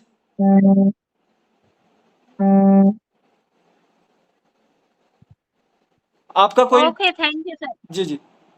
Okay, okay. कुछ पेशेंट्स चक्कर आने की कंप्लेन करते हैं बस, मैम वो मुझे नहीं समझ में आया कि बिल्कुल, क्यों आ रहा है? देखिए ऐसा है, चक्कर नहीं, उनको ऐसा महसूस होता है, घुटन सी महसूस होती है और थोड़ा-सा हाइपर कंडीशन बनती है, ठीक है? उसका मतलब ये कि जो शरीर में बीमारी ने दबाव बनाए हुए हैं ना, वो रिलीज़ हो रहे हैं, ठीक है? जिस समय पेशेंट आपका इस चीज़ की बात करे ना, अब इसमें भी ना 2 चीज़ें करनी पड़ती है हमको। क्या करनी पड़ती है? फर्स्ट ऑफ ऑल, या तो आप उसको बोलिए आधा घंटा पहले, आधा घंटा बाद, 3 दिन के लिए सिर्फ, 1 गिलास पानी में 15 बूंदे डाल के पीना शुरू कर दे वो, ठीक है? जी। और या फिर उसको बोलिए कि 5 मिनट पहले 5 मिनट बाद डायरेक्ट टंग पे 5-5 बूंदे लें, ठीक है? कुछ पेशेंट में आपको 5 डायरेक्ट टंग पे 5-5 बूंदे असर करेंगी और कुछ पेशेंट पे आपको वो करेगा। हालाँकि फिर भी, पर ये भी हमको एकदम से नहीं करना है। जो आपको पता है ना चक्कर आ रहा है, उनको बोलिए कि 2 हफ्ते के लिए तो आप उसको एज़ इट इज़ लेते रहिए। 80% पेशेंट के अंदर 2 हफ्ते के अंदर जो उसको चक्कर आना शुरू हुआ था ना, वो आना बंद हो जाता है जी। सिर्फ 20% पेशेंट होते हैं जिसमें, क्योंकि चक्कर इसलिए आता है, आखिर में क्या है, बॉडी में सप्रेशन बने होते हैं बीमारी के कारण। और जैसे जी। आप बड़ी देर तक चौंकड़ी मार के बैठेंगे ना, फिर एकदम से उठेंगे तो आपको चक्कर आएगा, आएगा नहीं आएगा? आप हाथ पैर फोल्ड करके बैठे रहें, एकदम से आप उठिए, एकदम से झुनझुनी हो जाती है। वो क्यों होती है? क्योंकि जो दबाव बना हुआ था वो एकदम से उठा, रिलीज हो गया, इसकी वजह से वो चीज़ हुई है ना। तो वो जो दबाव होते हैं, वो सारे दबाव आपके ऐसे ही चल के आगे सही होते हैं। और जो आपका जो चक्कर आने का जो कंप्लेंट होती है वो इसलिए होती है क्योंकि शरीर के ऊपर बीमारी का दबाव बना होता है, वो सप्रेशन रिलीज हो गया, ऑर्गन एकदम से एनहांस फंक्शनिंग में आ गया, हाइपर फंक्शनिंग में जैसे जाता है, तो कुछ समय के लिए जो पहले शरीर को आदत होती है 10 की स्पीड पे चलने की, बीमारी की वजह से एकदम से वो 30 की स्पीड पे चलने लग पड़ा, तो कुछ तो शरीर के ऊपर असर पड़ेगा ना, फिजिकल सिम्टम पड़ेगा। पर कुछ दिन के अंदर वो चीज़ सही हो जाती है, नॉर्मल हो जाती है, उसमें कोई आपको दिक्कत देखने को नहीं मिलती है। आप ये चीज़ उल्टा पेशेंट को पहले बोल दीजिए, हो सकता है कि कुछ दिन के लिए आपको थोड़ी सी घुटन महसूस हो, थोड़ा चक्कर सा आए, आपने घबराना नहीं है, तो पेशेंट आपको खुद नहीं, वो फिर अगले 1 महीने भी अगर घुटन और महसूस होते रहे ना, वो आपको कुछ नहीं बोलता है। पर आखिर में बहुत अच्छा किया, ये टॉपिक हुआ। लास्ट पार्ट क्या आता है हमारा? एक तो हो गया डाइल्यूशन मेकिंग, दूसरा हो गया प्रिस्क्रिप्शन, डोजेज और प्रिस्क्रिप्शन, तीसरा हो गया कंसल्टेंसी। पेशेंट को आपको मेंटली भी तैयार करना होता है। पेशेंट को आप पहले ही उसके ट्रीटमेंट के दौरान क्या क्या चीज़ें हो सकती हैं वो बताएंगे ना, और जब उसके साथ होगी तो पेशेंट कभी भी घबराएगा नहीं और आपसे टूट के जाएगा नहीं। पर अगर आपने उसको बताया नहीं होगा और वो घबरा के चला जाएगा, टूट जाता है और उसके साथ कुछ होता है, फिर आप उसको बोलते नहीं ऐसा तो हो सकता था, तो फिर पेशेंट के ऊपर एक अलग इंप्रेशन जाता है। इसलिए जब भी पेशेंट को आपको कंसल्ट करना है, उसको मेंटली तो जो उसकी जो कंसल्टेंसी होती है वो इस तरह से की जाए, उसको सब कुछ पहले से बिल्कुल क्लियर बताना चाहिए हमें। जी, जी। Okay sir, thank you. जी बहुत बहुत धन्यवाद मैम। जी सर, जी प्लीज, संपत सर प्लीज बोलिए। नमस्ते सर। जी नमस्कार सर, डाइल्यूशन तक आपने बताया, D4, D5, D6 का। जी जी। वो मेडिसिन है वो D3 से उसमें डालनी है ना कंटेनर में? जी जी। D4, D5, D6 drop system से बनाने के लिए जी ड्रॉप सिस्टम मेडिसिन है, हाँ, वो D3 से डालनी है ना? जी D3 से D3 सर, जो आपको हमारी जो किट आती है वो D3 की आती है। हाँ, तो D3 से D4 बनानी है, जी D3 से D5 बनानी है, और D3 से जी जी D6 बनानी जी बिल्कुल बिल्कुल, D3 से D4, D3 से D5, D3 से D6, क्योंकि उसमें हमने बूंदों का कमी कर दी, है। ओके ओके, ठीक है, थैंक क्योंकि यू। 1:9 से भी तो वो आखिर में डाइल्यूट ही होता है ना वो। हाँ, होता है, लेकिन इसमें मेडिसिन जो है सर ना सर मैं आपको यहाँ तक का, मैं आपको ये बताया, देखिए ऐसा है, जब आपने अगर मान लीजिए आपको 10 पेशेंट को D4 देना पड़ेगा, तो आप 1:9 की रेशो से 30 ml में 3 ml आपको D3 डालना पड़ेगा ना। जी जी, पर यहाँ पे आपकी कितनी ड्रॉप्स गई टोटली, उसके में से एक में से 30 बूंदे गई है ना। 3 ml में आपकी कितनी बूंदे जा रही हैं, आपका आपकी 30 बूंदों से 1 ml बनता है, ठीक है, सॉरी 20 बूंद से 1 ml बनता है, तो 30 आपका D3 अगर 1:9 से देखा जाए तो उसमें कितनी बूंदे चली गई आपकी, 60 बूंदे चली गई, पर यहाँ पे कितनी गई आपकी 30 बूंदे, बिल्कुल हाफ हो गया ना सर, जो क्वांटिटी है मेडिसिन की वो हाफ हो गई ना।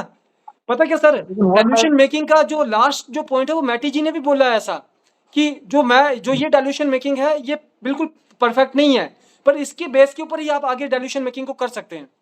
अब हमें मालूम था कि आप पता क्या, कई बार हमसे ना कोई पूछते हैं कि आपको कैसे मालूम कि 20 ही बूंदे डालनी है, हम उनको क्या बोलते हैं, आप एक खाली कंटेनर लीजिए 30 ml का, और एक पानी से भरा हुआ कंटेनर लीजिए 30 ml का, ठीक है, फिर जो पानी वाला कंटेनर है ना उसको आप खाली वाले कंटेनर में एक एक सिंगल ड्रॉप करके डालते जाइए। 30 ml में मिनिमम 600 ड्रॉप्स निकलती है सर, मिनिमम 600 ड्रॉप्स निकलती सर। हाँ जी।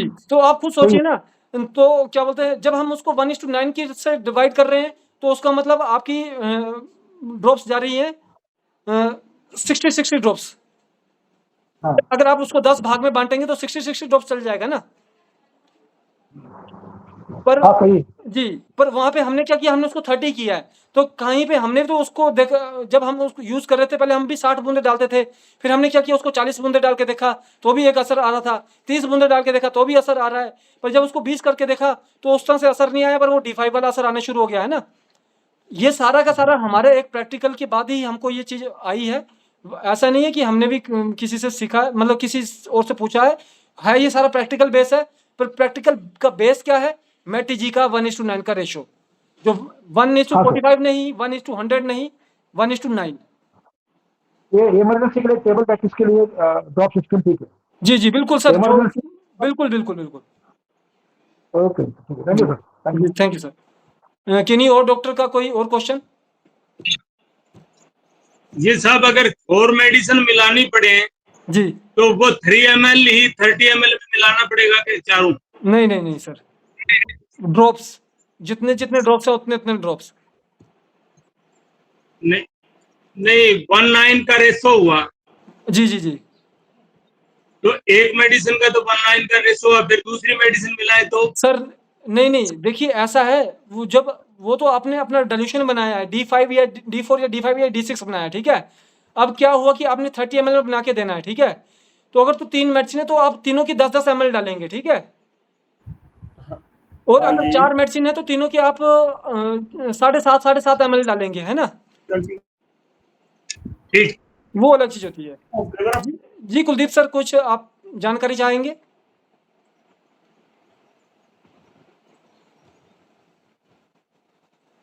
तो इसी के साथ मैं, आपके कोई और क्वेश्चन हो, मैं अपना एक बार किसी को लगता है पूछना है बता सकते हैं, मैं एक बार फिर भी लास्ट में फिर से रिपीट करूंगा कि हमने रेमेडीज को भी आखिर में, देखिए सर, पेशेंट कब सही होता है, 80% रोल, 20% रोल होता है सिर्फ दवाई का, 80% रोल होता है उसके दिमाग के स्टेटस का। अगर उसका दिमाग भटकता रहेगा वो कभी भी सही नहीं होगा। इसलिए जब हम पेशेंट को दवाई देते हैं तो हमारी दवाई से क्या क्या उसको हो सकता है, क्या क्या उसको फील होने वाला है, अगर आप उसको पहले ही बता देंगे तो पेशेंट हमको डॉक्टर से ज़्यादा एक जिसको बोलते हैं ना कि एक बाबा के रूप में या फिर एक संत के रूप में जानना शुरू कर देता है कि नहीं, ये डॉक्टर पहले ही बता देता है कि ऐसा भी हो सकता है, वैसा भी हो सकता है, तो उसकी वजह से पेशेंट का एक हमारे ऊपर जो बिलीव होता है वो ज़्यादा बढ़िया हो जाता है। इसलिए पेशेंट की काउंसलिंग सबसे बेस्ट होती है। एक पेशेंट पे 10 की जगह 15 मिनट लगाइए, पर अपने पेशेंट को पूरा कंसल्ट कीजिए। सर दास बोल रहा हूँ कलकत्ता से। जी सर, जी जी, सिंपल एक क्वेश्चन है। जी जी जी। वो है जैसे 3 मेडिसिन, एक मैडम ने भी बोल रहा था, जी जी जी 3 मेडिसिन है, जी। 3 मेडिसिन का डायल्यूशन एक में दे रहा हूँ मैं। जी जी जी ठीक है, मान लीजिए कि S1 जी L1 WE, ठीक है। जी अभी मैं 30 ml में उनको जी दे रहा हूँ, जी जी 30 ml। अच्छा, अभी उसको 6 जो हमारे यानी 4 5 6 जी 6 डायल्यूशन जिसको हम बोलते हैं, यानी जी हाँ 6 डायल्यूशन जो है, D6 हाँ हाँ, तो वो D6 में जी क्या 5 करके देंगे? 30 ml में नहीं 5 सर, वो 15 ml में 5, 30 ml में 10 हाँ, होंगे। तब ये ना वो 3 मेडिसिन 5 ड्रॉप 5 ड्रॉप 5 ड्रॉप।